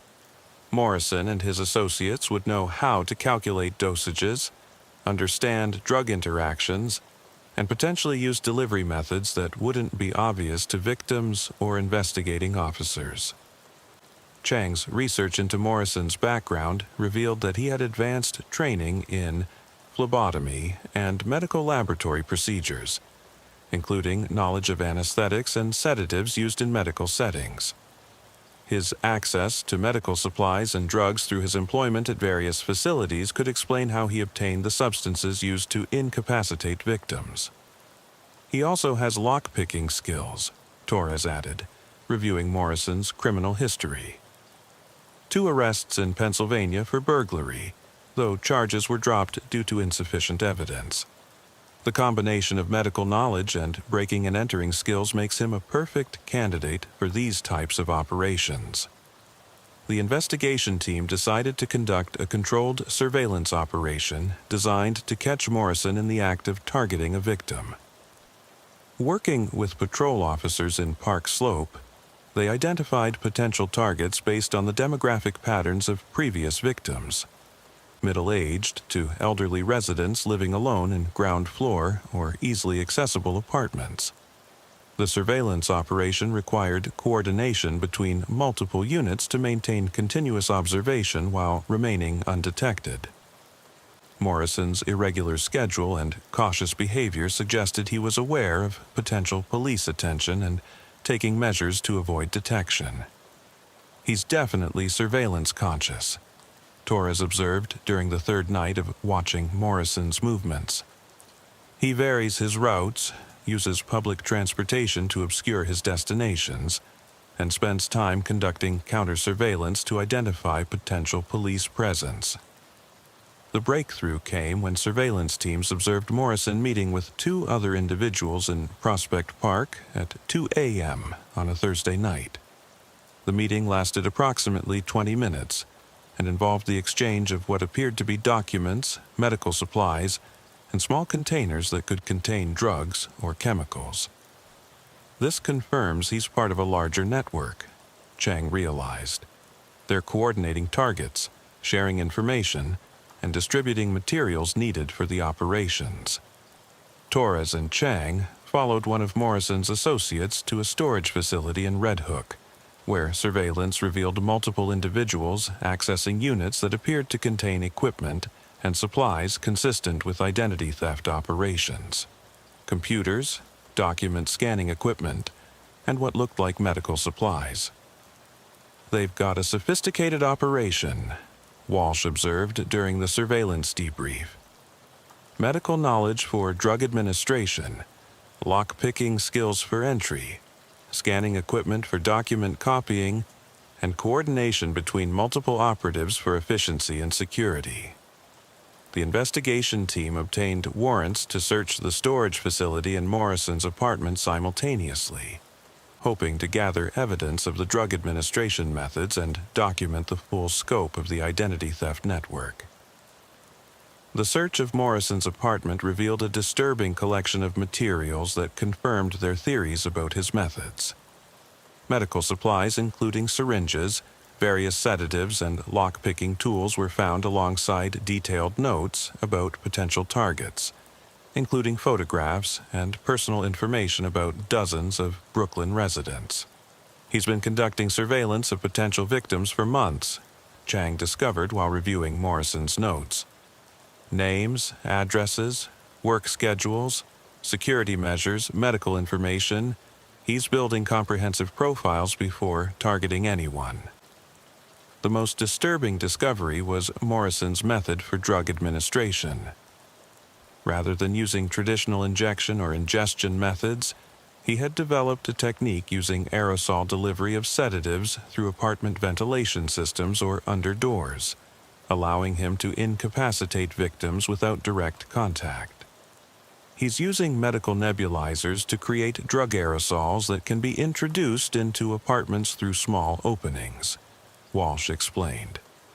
The victims breathe the sedatives naturally while sleeping, creating the deep unconsciousness and memory gaps without obvious injection sites or other evidence. The search of the storage facility revealed the full scope of the identity theft network. 6 individuals were involved in systematic operations across Brooklyn, Queens, and Manhattan, targeting hundreds of potential victims identified through their various positions in medical, service, and delivery industries.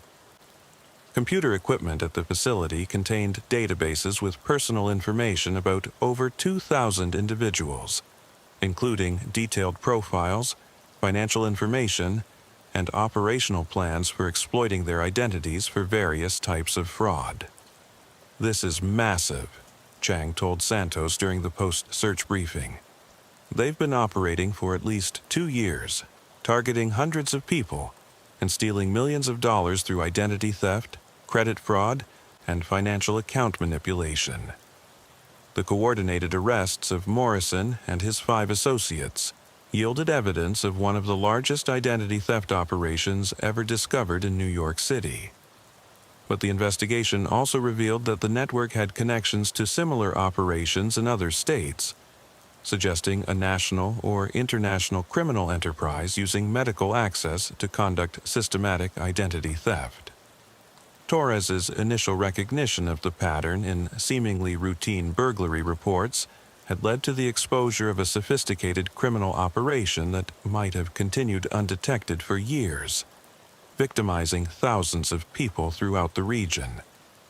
The arrests of Morrison and his immediate network revealed only the operational level of what federal investigators determined was a much larger criminal enterprise specializing in systematic identity theft through medical access.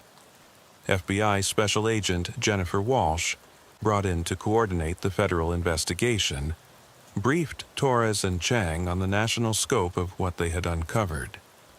"Your investigation has exposed one cell of a network that operates in at least 12 states," Agent Walsh explained during a joint task force meeting.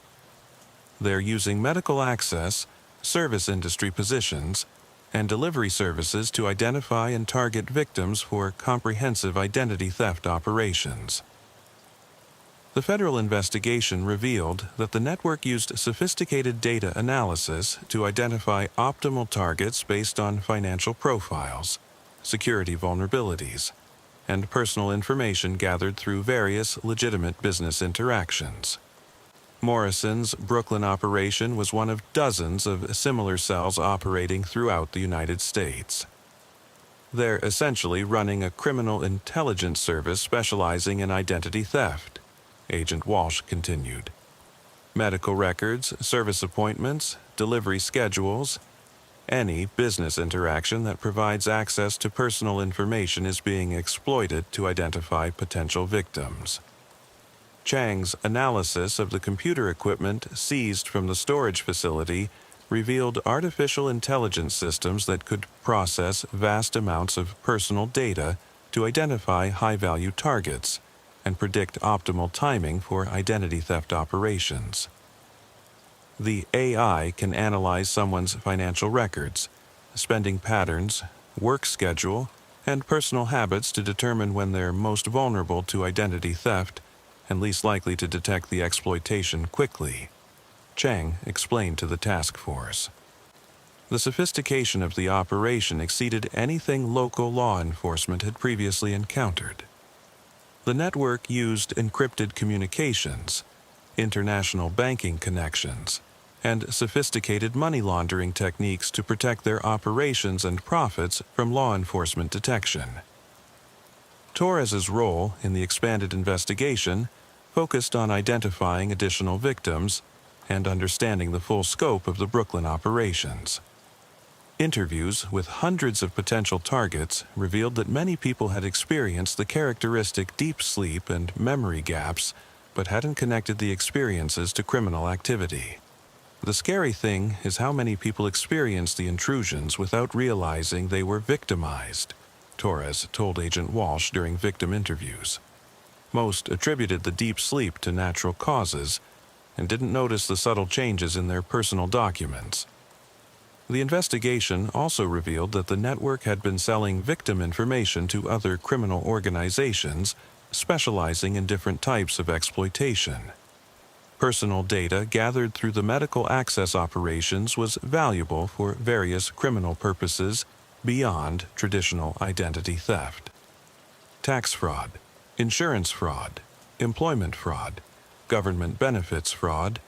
Comprehensive personal information can be used for dozens of different criminal schemes, Agent Walsh explained. They weren't just stealing identities, they were creating a marketplace for criminal exploitation of personal information. Chang's work with federal cybercrime specialists revealed that the network had developed sophisticated techniques for exploiting victim information through various online platforms and financial systems. They could open accounts, apply for credit, file fraudulent tax returns, and conduct numerous financial crimes using stolen identities. The integration of medical access with cybercrime techniques is unprecedented, Agent Walsh observed. They're combining old-fashioned breaking and entering with cutting-edge identity theft and financial fraud methods. The federal investigation expanded to include international cooperation, as evidence emerged that the network had connections to organized crime groups in Eastern Europe and Asia that specialized in cybercrime and financial fraud. This isn't just American criminals, Agent Walsh told the task force.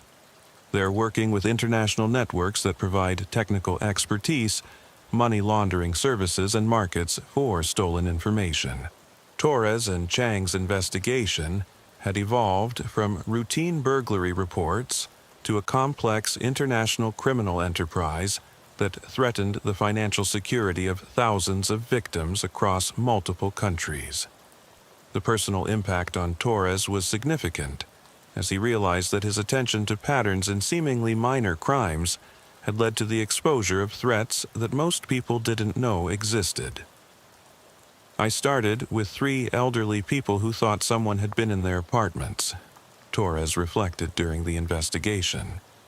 Now, we're looking at thousands of victims and millions of dollars in fraud losses.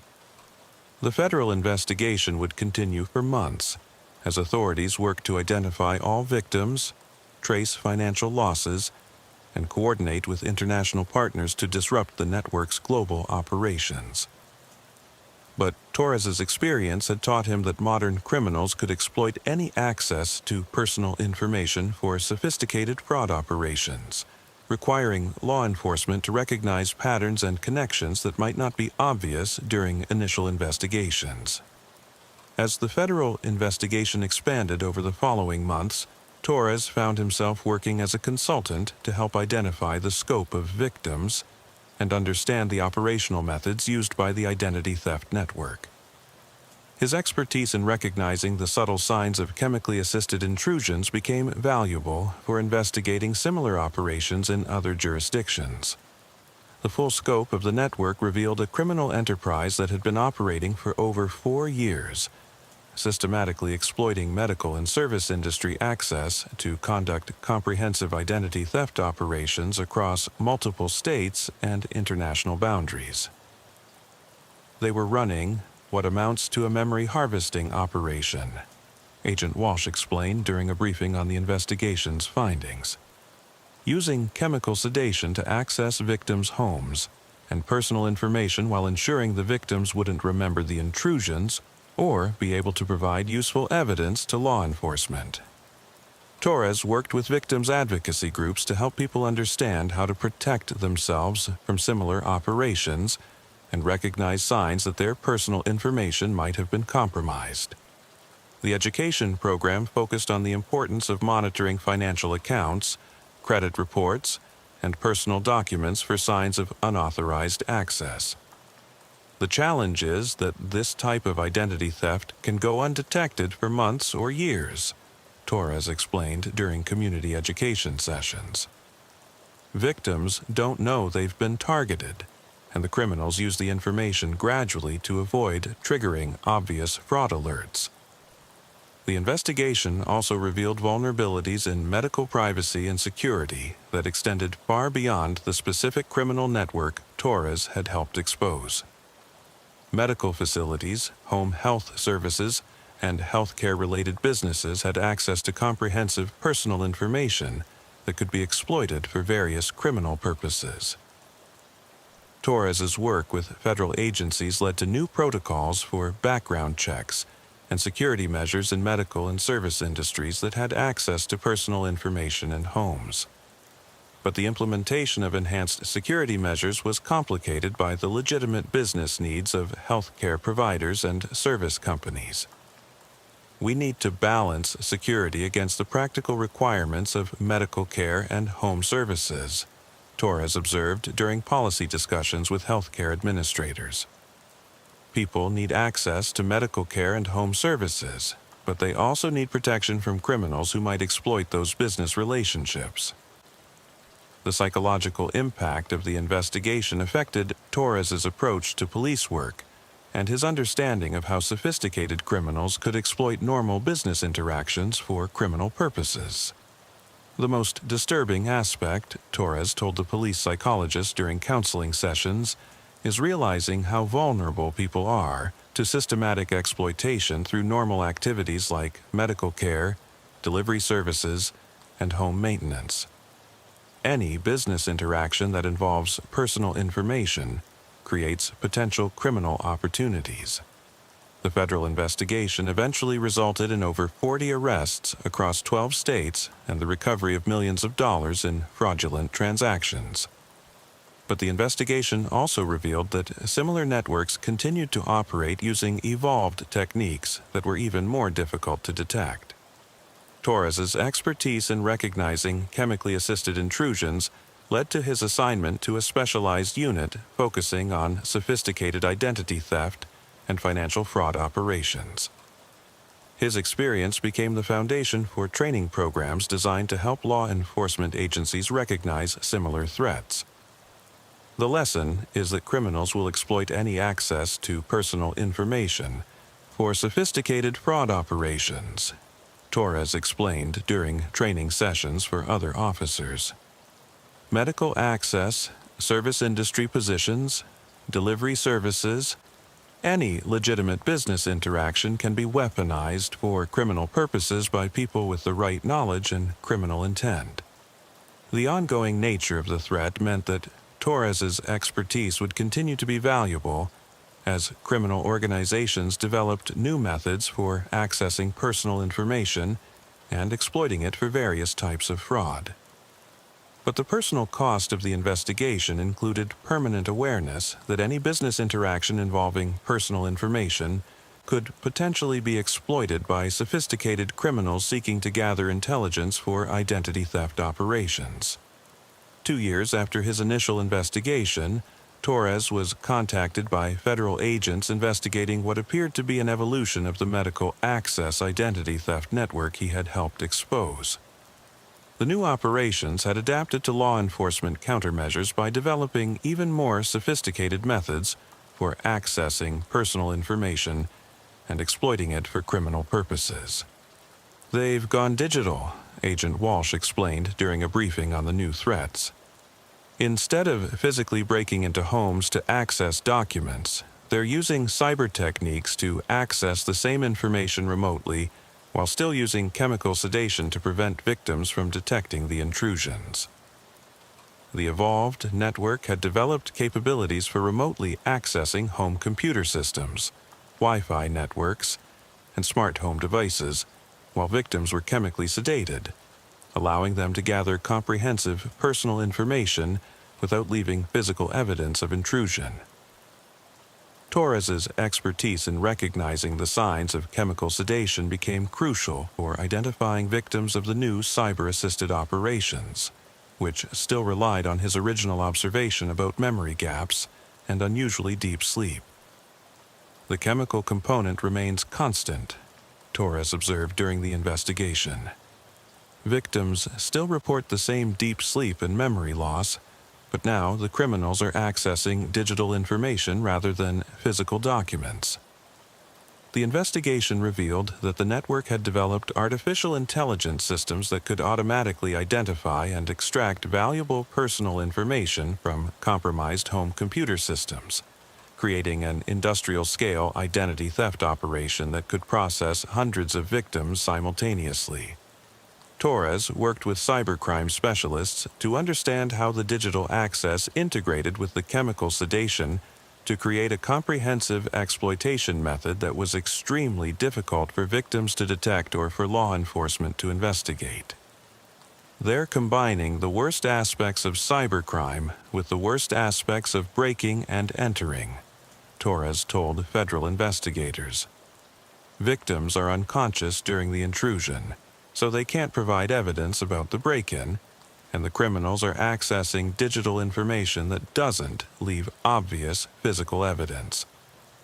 The scope of the new network exceeded the original medical access operation by orders of magnitude.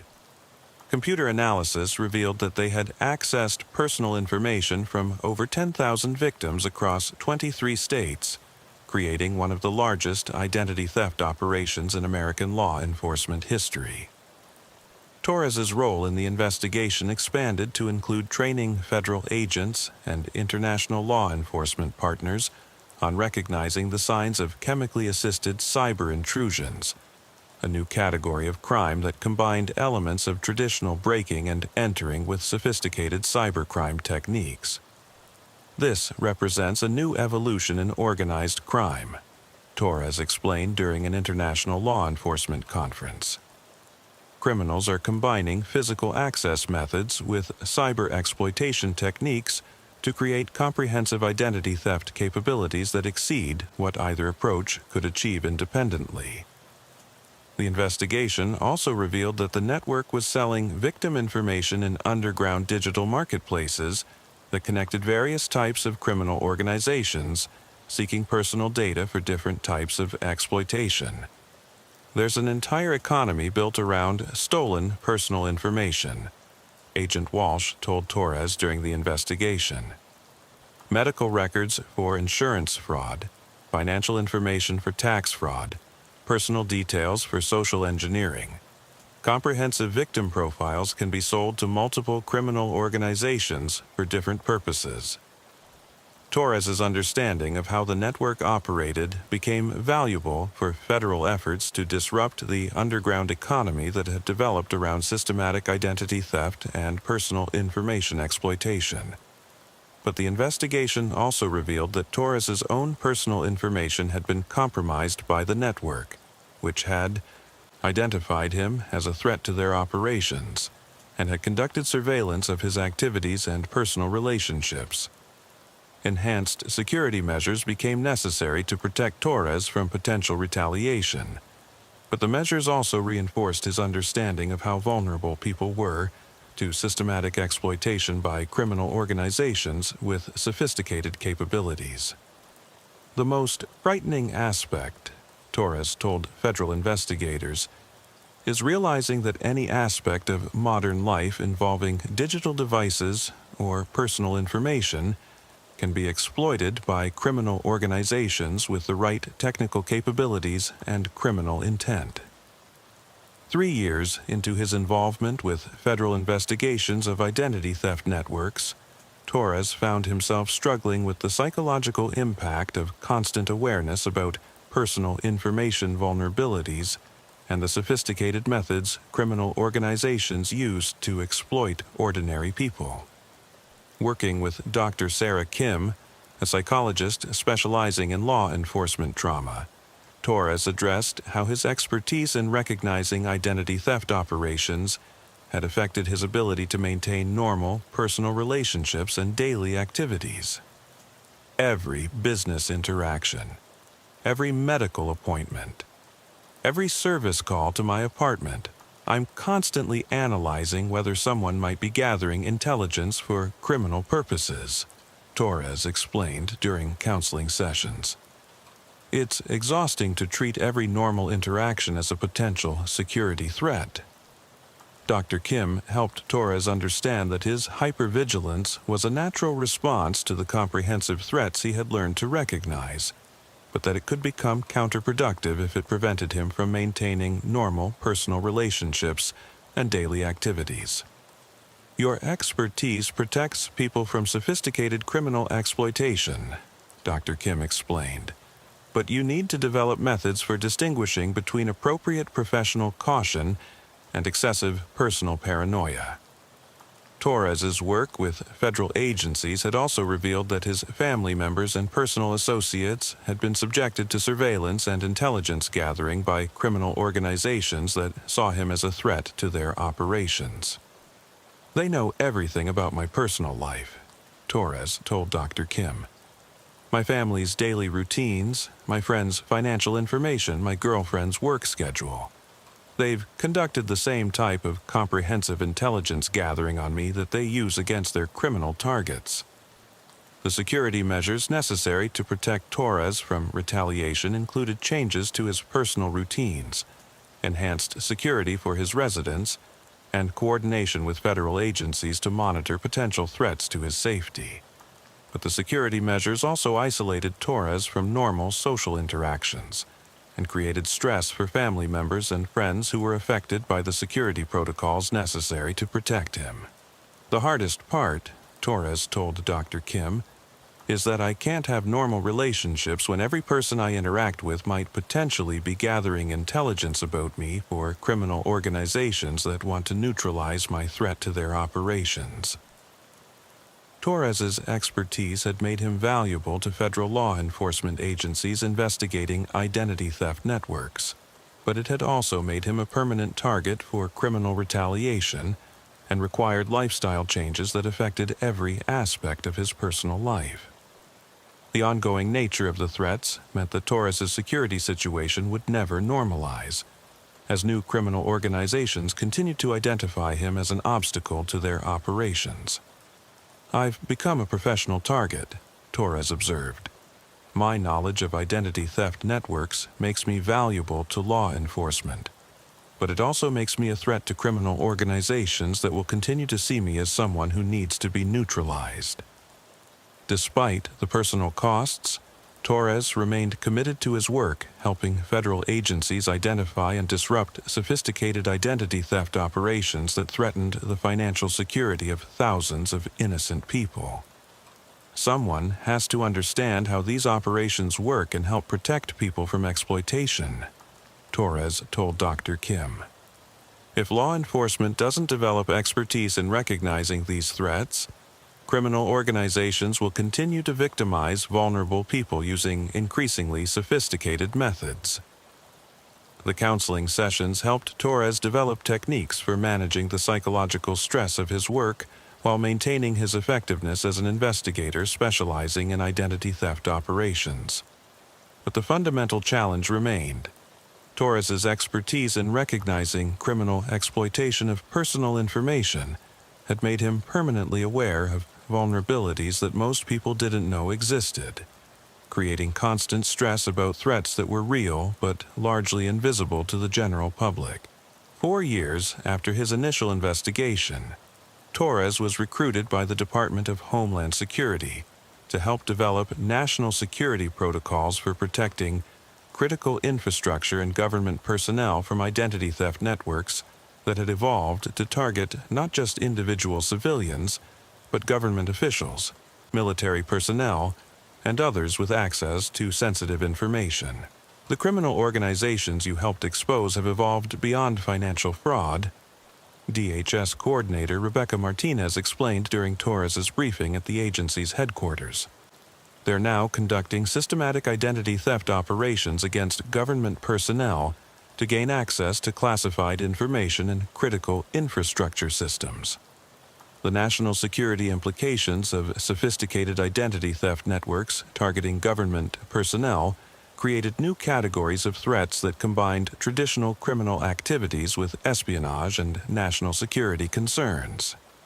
Torres's expertise in recognizing the operational methods used by identity theft networks became valuable for protecting federal employees, military personnel, and others whose personal information could be exploited to gain unauthorized access to government systems and classified information.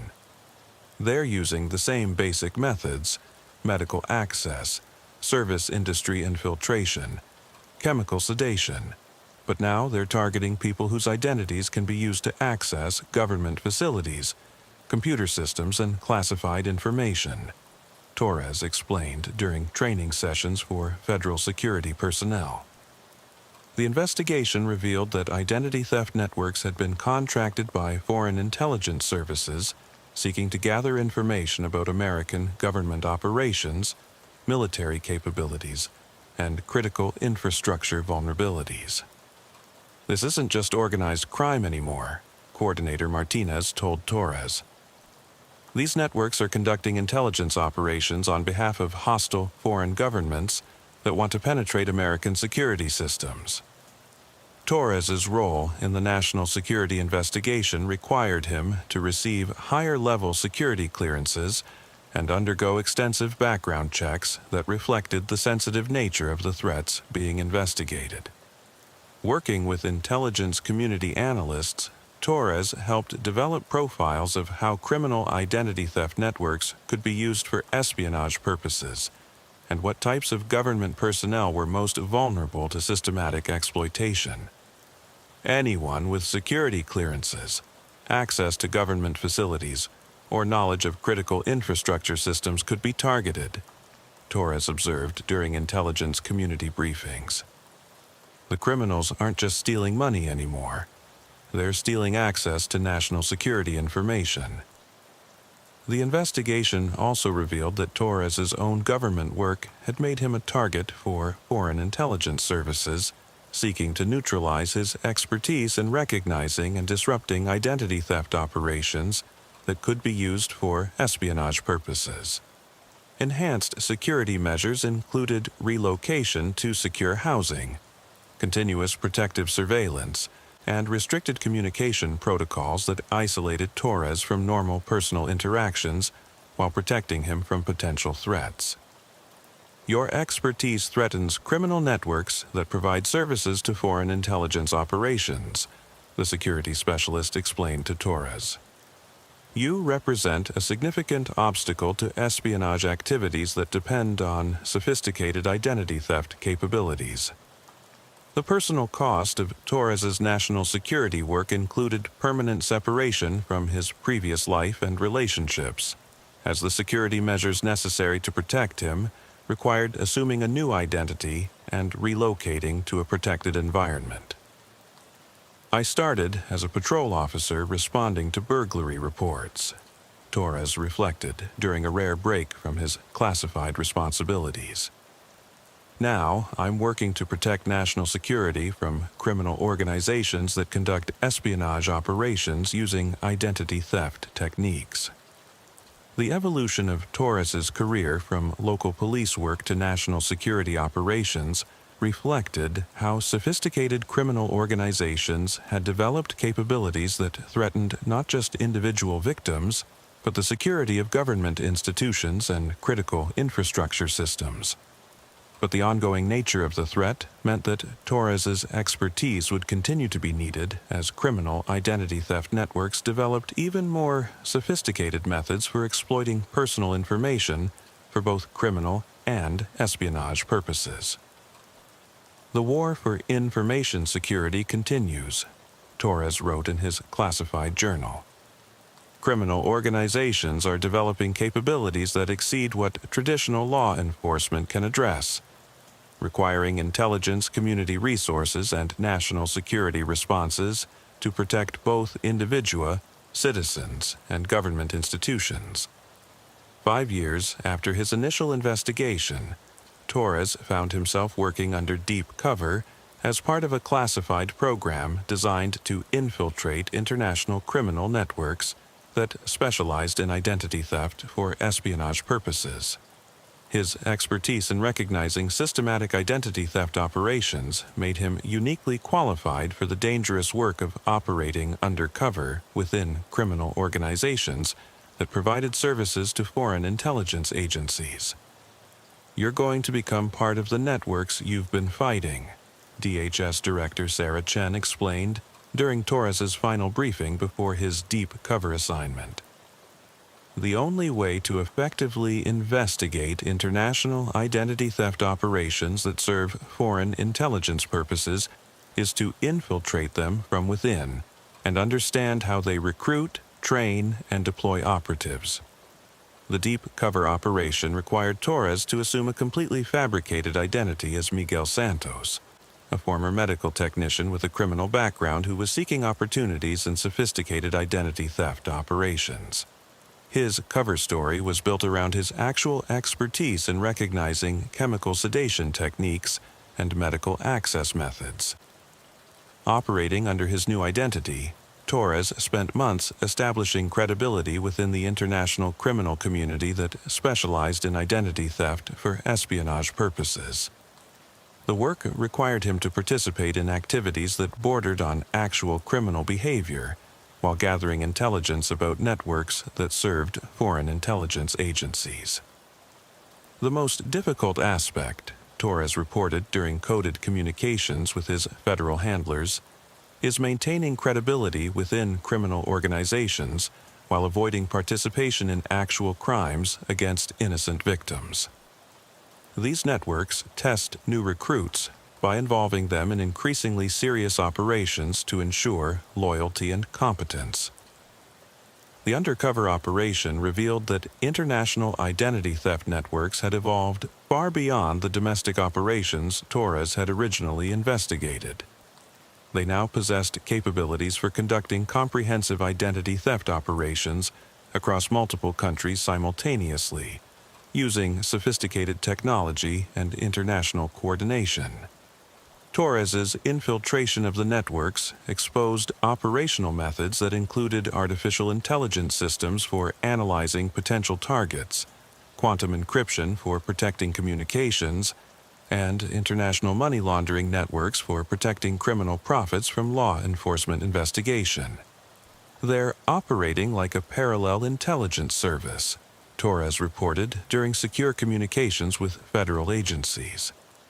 They have capabilities that rival government intelligence agencies, but they're selling their services to multiple foreign governments rather than serving any single national interest.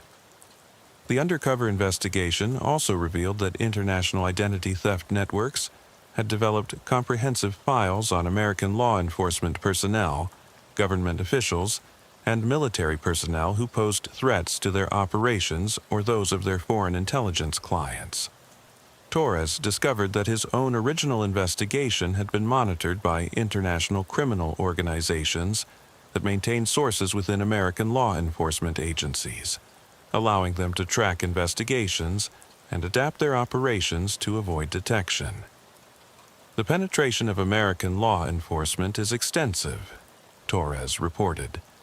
They have real-time intelligence about federal investigations, personnel assignments, and even classified operations that affect their activities.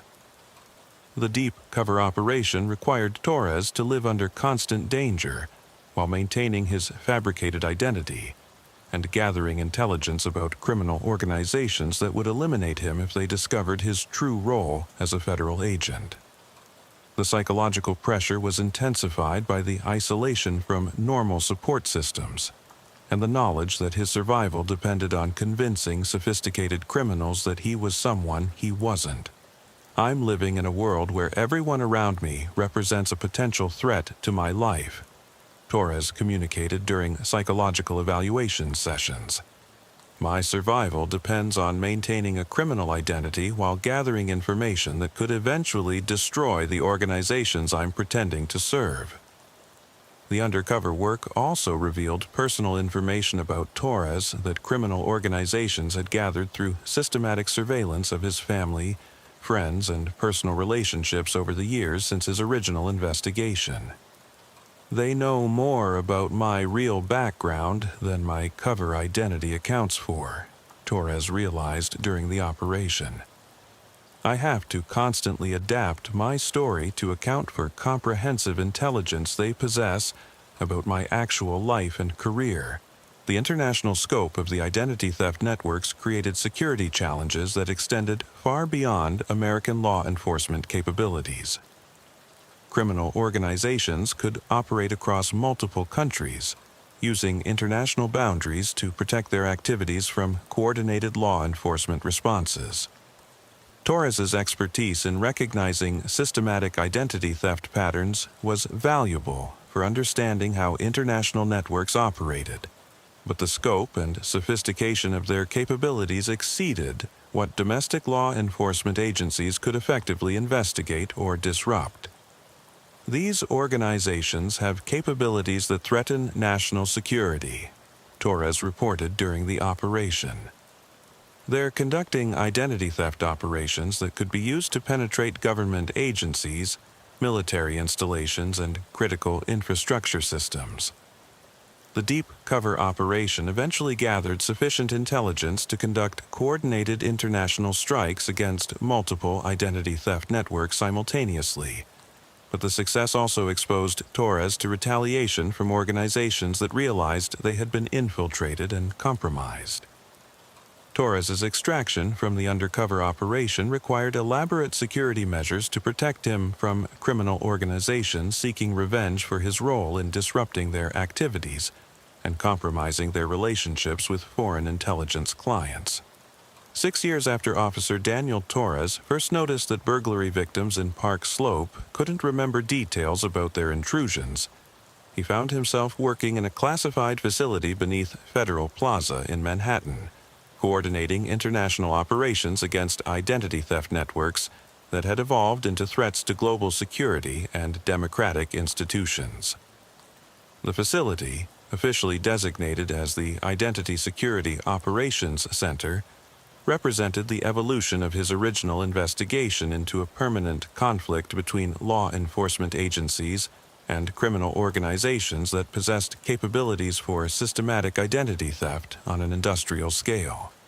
"We're fighting an endless game," Torres explained to new analysts joining the center's operations. Criminal organizations develop new methods for identity theft faster than we can develop countermeasures, and the information they steal can be used for everything from financial fraud to espionage operations. Torres's daily work involved analyzing intelligence reports from sources around the world, coordinating with international law enforcement agencies, and developing strategies for protecting high-value targets from systematic identity theft operations.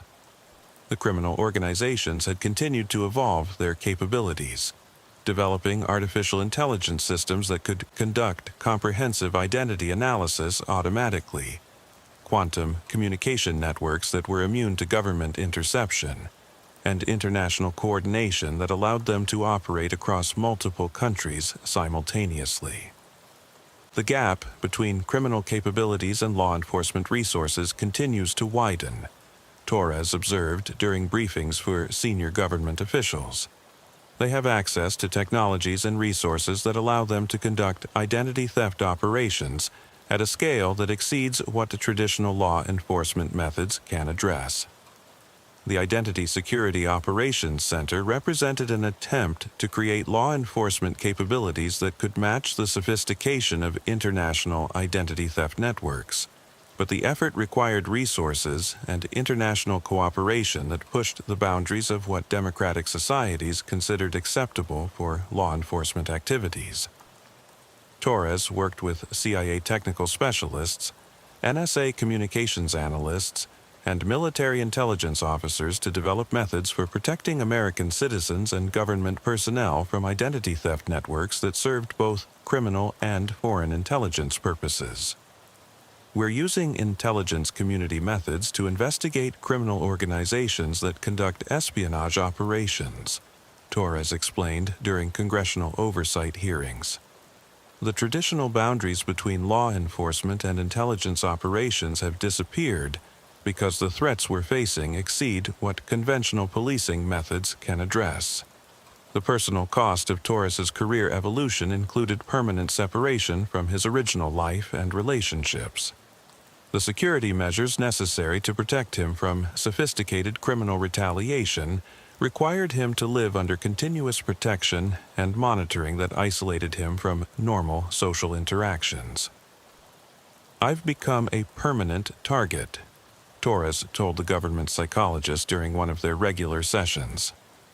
"My expertise in recognizing identity theft operations is valuable to national security agencies, but it's also made me a threat to criminal organizations that see me as an obstacle to their operations." The ongoing nature of the conflict meant that Torres's work would continue indefinitely, as criminal organizations developed new capabilities, and law enforcement agencies struggled to maintain pace with evolving threats. His original observation of suspicious behavior during routine patrol work had led to the discovery of identity theft networks that threatened not just individual victims, but the security of democratic institutions and international stability. Everything began with paying attention to victims who couldn't remember what happened to them, Torres reflected during a training session for new investigators. "The lesson is that modern criminal organizations are sophisticated enough to operate without leaving obvious evidence, requiring law enforcement to recognize subtle patterns and persistent anomalies." The Identity Security Operations Center had become Torres's permanent assignment, coordinating intelligence and operations against criminal networks that continued to evolve and adapt to law enforcement countermeasures. But the work also required him to maintain awareness that the methods necessary to fight sophisticated identity theft operations could themselves pose threats to the privacy and civil liberties that democratic societies were designed to protect. "We're walking a narrow line between protecting people from criminal exploitation and creating surveillance capabilities that could threaten the freedoms we're trying to preserve," Torres observed during policy discussions about the future of identity security operations. The balance between security and privacy remained an ongoing challenge, as criminal organizations continued to develop capabilities that required corresponding evolution in law enforcement methods and technologies. Torres's career had taken him from street patrol to the highest levels of international security operations, but the fundamental mission remained the same: protecting people from systematic exploitation of their personal information and identities. 8 years after Officer Daniel Torres first responded to Margaret Klein's confused report about someone searching her apartment while she slept, he sat in his secure office overlooking the East River, reviewing intelligence reports that revealed how extensively identity theft networks had penetrated every aspect of modern life. The criminal organizations that had emerged from his original investigation had become a permanent feature of international security threats, requiring ongoing vigilance and sophisticated countermeasures that had transformed the nature of law enforcement and intelligence operations worldwide.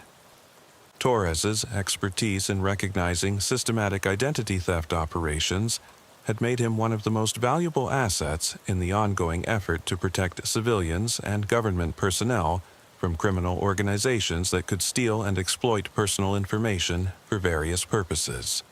"The work never ends," Torres wrote in his classified journal as he prepared for another international coordination meeting. "The threats evolve, the technologies advance, but the fundamental vulnerability remains.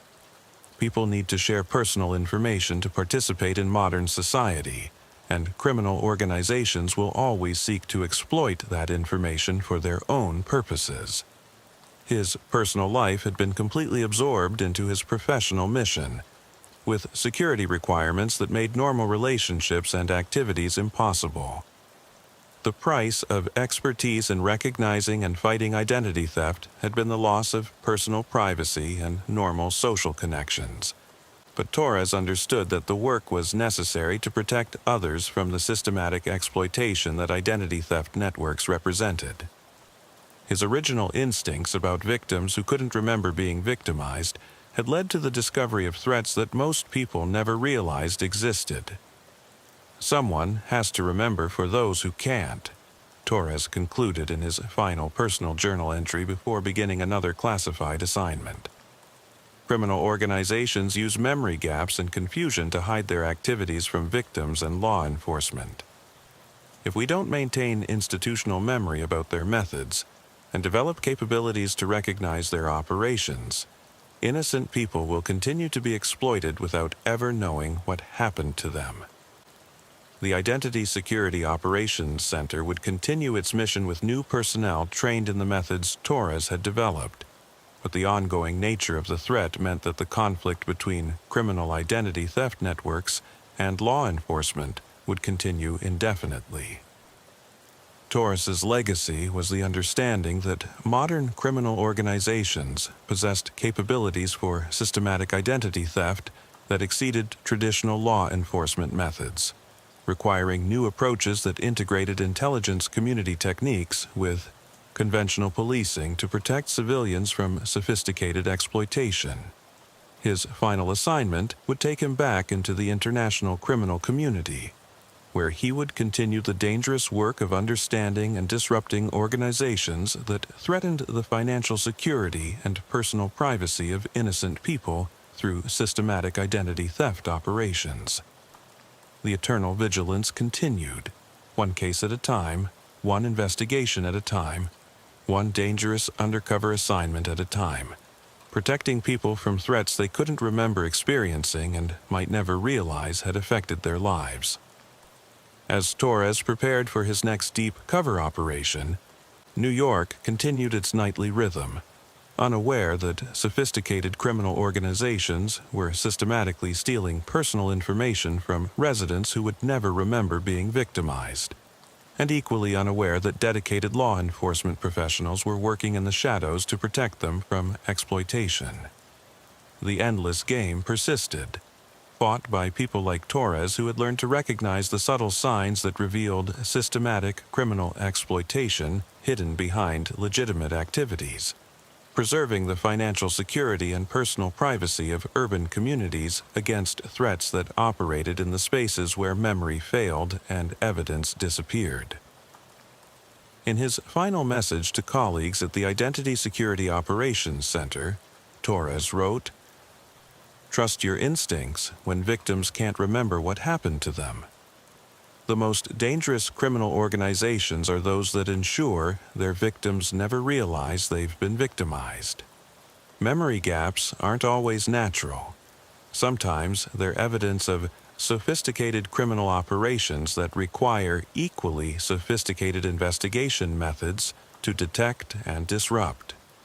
The message became part of the training materials used to prepare new investigators for the ongoing conflict with identity theft networks, reminding them that the absence of victim memory could itself be evidence of criminal activity requiring investigation.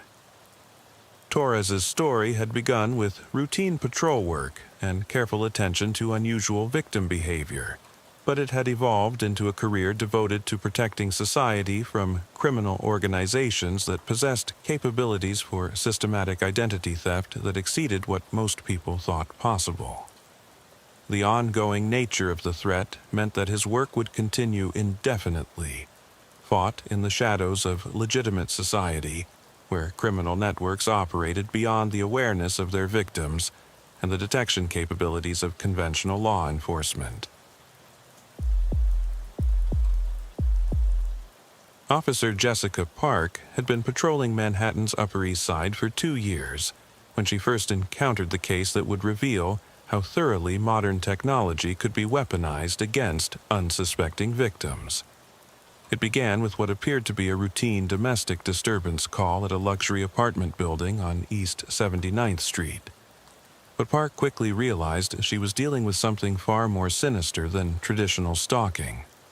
The victim, Amanda Chen, was a 29-year-old marketing executive who lived alone in a one-bedroom apartment on the building's 15th floor. When Park arrived at 1:47 a.m. on a Tuesday in September 2021, Chen was visibly terrified and clutching her smartphone with shaking hands.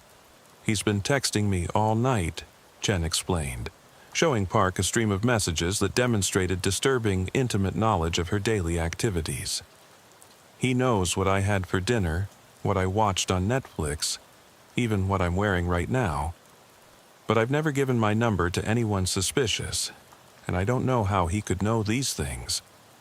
Park examined the text messages, which had been coming from different phone numbers every few minutes. The content was deeply personal and frighteningly accurate. The Thai food from Sukhumvit looked delicious. You left 3 pieces of chicken on your plate. Interesting choice watching The Crown again. You seem to like that scene with Margaret and Peter. The blue pajamas are a good look on you. Ms. Chen, do you have any idea who might be sending these messages? An ex-boyfriend, co-worker, or someone you've had conflict with recently? Chen's response revealed the first indication that this wasn't ordinary stalking. Officer, that's what's so terrifying. The messages are too specific for someone to just be guessing. He knows exactly what I'm doing in real time, but I live alone on the 15th floor with no direct sight lines from other buildings. I keep my curtains closed, and I haven't told anyone about my evening routine. Park conducted a security check of Chen's apartment, examining windows, doors, and potential surveillance points. The apartment was secure, with no signs of hidden cameras or listening devices. The building had doorman security and electronic access controls that would make unauthorized entry difficult. Ms. Chen, do you use smart home devices, social media, or any apps that might track your location or activities? The question opened a disturbing revelation about how comprehensively Chen's digital life had been compromised. She used a smart TV that tracked viewing habits, a fitness tracker that monitored her movements, food delivery apps that recorded her dining choices, and various social media platforms where she occasionally posted about her activities. I'm careful about privacy settings, Chen insisted. I don't post my location, I don't accept friend requests from strangers, and I use strong passwords for everything. But Park was beginning to understand that traditional privacy measures might be inadequate against someone with sophisticated technical knowledge and access to the interconnected digital systems that monitored Chen's daily life. The stalking escalated over the following week as Park stayed in contact with Chen to monitor the situation. The messages became more invasive and threatening, demonstrating real-time knowledge of Chen's activities that couldn't be explained by conventional surveillance methods. You seem nervous tonight. Your heart rate has been elevated for the past hour. Ordering groceries online instead of going to the store? Smart choice given how late it is. Your sleep patterns have been irregular lately. Maybe you should turn off your phone and get some rest. The stalker's knowledge extended beyond what Chen did to include biometric data that should have been private and secure. Park realized they were dealing with someone who had gained access to multiple digital systems that collected comprehensive data about Chen's personal life. Park's investigation revealed that Chen was not an isolated case. 3 other women in the Upper East Side had reported similar digital stalking incidents over the past month, all involving mysteriously accurate knowledge of their private activities and access to personal information that should have been secure.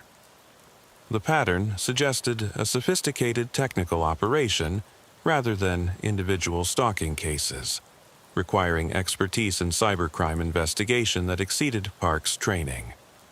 She contacted Detective Lisa Wong from the NYPD's Computer Crime Squad to coordinate a specialized investigation into what appeared to be systematic digital stalking using compromised personal technology.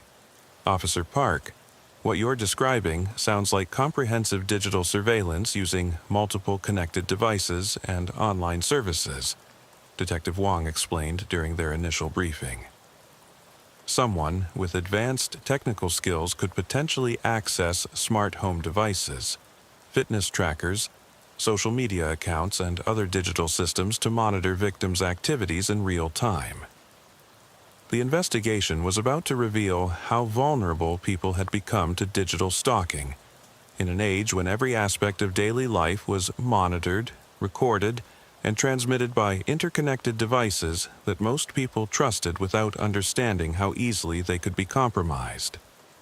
Detective Wong's investigation into the digital stalking cases revealed a sophisticated operation that exploited vulnerabilities in the interconnected technology systems that had become integral to modern urban life. Working with federal cybercrime specialists, Wong and Park discovered that the stalker had developed comprehensive methods for accessing and correlating data from multiple sources to create detailed surveillance profiles of his victims. He's not just hacking individual devices, Wong explained during a briefing with FBI Cyber Division agent Michael Torres. He's infiltrated the entire ecosystem of connected services that people use daily: social media platforms, delivery apps, streaming services, fitness trackers, smart home systems, even their cell phone location data. The technical analysis revealed that the stalker had gained access to the victims' digital lives through a combination of social engineering, credential harvesting, and exploitation of security vulnerabilities in popular consumer technology. Once inside their digital ecosystem, he could monitor their activities across multiple platforms simultaneously. Amanda Chen's case provided the clearest example of how comprehensive the digital surveillance had become. The stalker had access to her smart TV viewing data, her fitness trackers' biometric readings, her food delivery order history, her online shopping activities, her social media interactions, and even her smartphone's location and usage patterns. The integration of all this data creates a complete picture of someone's daily life. Agent Torres explained to the investigation team. He knows when she's home, what she's doing, who she's communicating with, what she's watching, eating, buying. Essentially everything about her personal routine and preferences.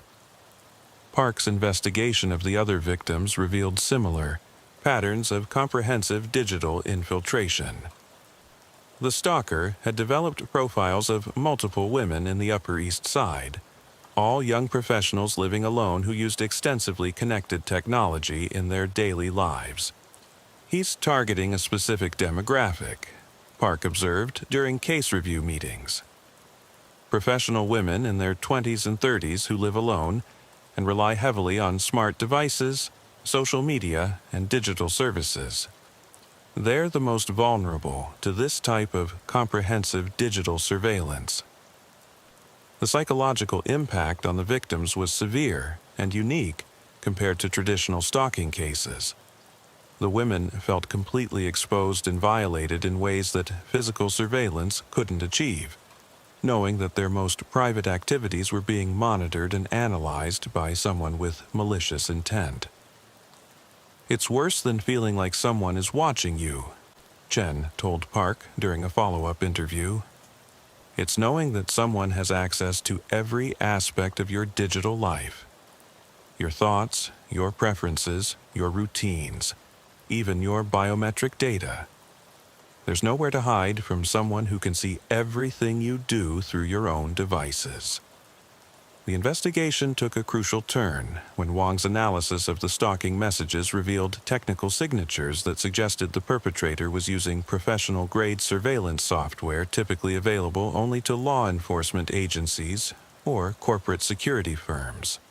The level of data integration and real-time analysis suggests commercial surveillance software that costs tens of thousands of dollars, Wong told the investigation team. This isn't amateur hacking. Someone with significant technical resources and possibly professional training is conducting these operations. Federal investigation revealed that the stalker was Marcus Webb, a 34-year-old former NSA contractor who had been terminated for inappropriate use of surveillance technology, but had retained access to sophisticated digital monitoring tools through contacts in the private security industry. Webb had been using his technical expertise to conduct systematic digital stalking of women who fit his preferred victim profile, combining multiple surveillance techniques to create comprehensive monitoring capabilities that exceeded what individual victims could detect or protect against. He turned professional surveillance technology into a personal weapon, Agent Torres explained during Webb's arrest briefing. His background gave him access to tools and techniques that are normally used for national security purposes, but he was using them to terrorize innocent women. The arrest of Webb revealed the scope of his digital stalking operation, which had targeted over 30 women across Manhattan over the course of 18 months. Computer evidence showed that he had developed detailed files on each victim, tracking their movements, relationships, and personal preferences with disturbing thoroughness. Park's role in identifying the pattern and coordinating with cybercrime specialists had been crucial to exposing an operation that might have continued indefinitely, as individual victims had no way to understand the comprehensive nature of the digital surveillance they were experiencing. The scariest aspect, Park reflected during the case conclusion, is how completely vulnerable people are to this type of digital stalking. Webb could monitor every aspect of these women's lives using their own devices and services, and they had no way to detect or prevent the surveillance. The case highlighted fundamental vulnerabilities in the connected technology that people depended on for convenience and efficiency, revealing how easily those same systems could be weaponized for systematic stalking and harassment. The Marcus Webb case led to broader investigation by federal agencies into how surveillance technology developed for national security purposes was being misused for personal stalking and harassment. Park found herself working with a multi-agency task force examining the implications of professional-grade surveillance tools being used against civilian targets. Webb's operation represents a new category of stalking that traditional law enforcement methods aren't equipped to handle.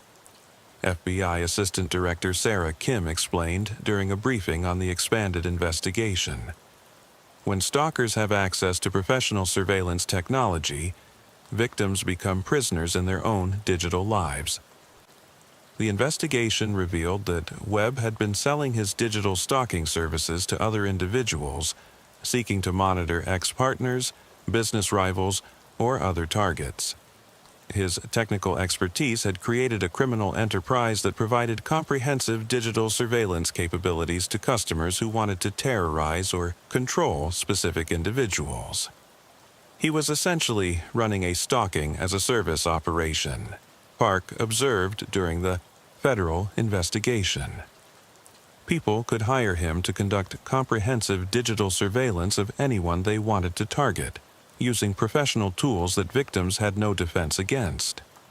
The scope of Webb's customer base included domestic abusers seeking to monitor ex-partners, corporate executives conducting illegal surveillance of competitors, and even foreign agents gathering intelligence on American citizens. The professional surveillance technology had been commoditized for various criminal purposes. Park's work with the federal task force focused on identifying Webb's customers and helping their victims understand how they had been digitally stalked and what steps they could take to protect themselves from ongoing surveillance. The challenge is that once someone gains access to your digital ecosystem, changing passwords or switching devices might not be enough to stop the surveillance, Park explained to victims during the investigation. They might have installed persistent monitoring software or gained access to multiple accounts and services that you don't even realize are connected. The psychological support for Webb's victims required specialized counseling that addressed the unique trauma of comprehensive digital stalking.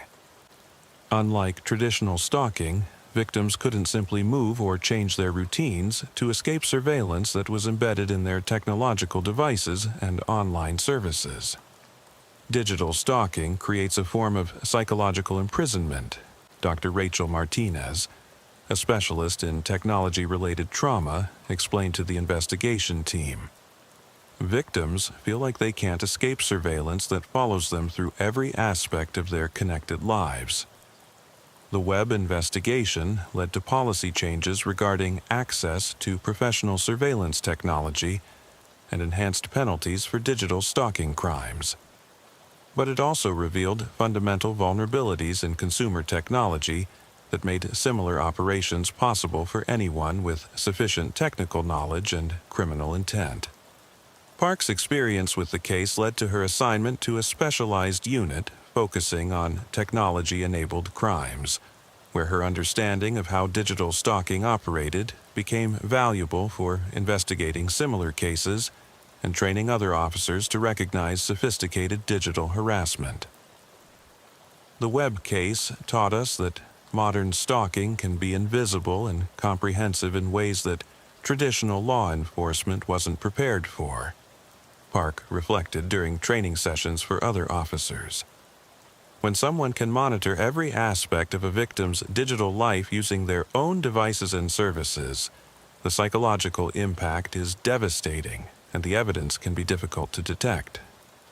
The ongoing nature of digital technology vulnerabilities meant that Park's expertise would continue to be needed as new surveillance tools became available, and criminals found new ways to exploit connected devices for stalking and harassment purposes.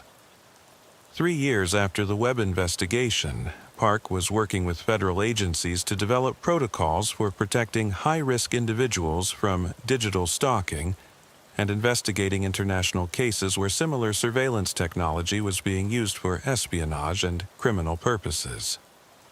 Digital stalking represents the future of harassment and surveillance crimes, Park told a congressional hearing on technology and public safety. As our lives become more connected and digital, criminals will continue to find ways to exploit those connections for psychological manipulation and control.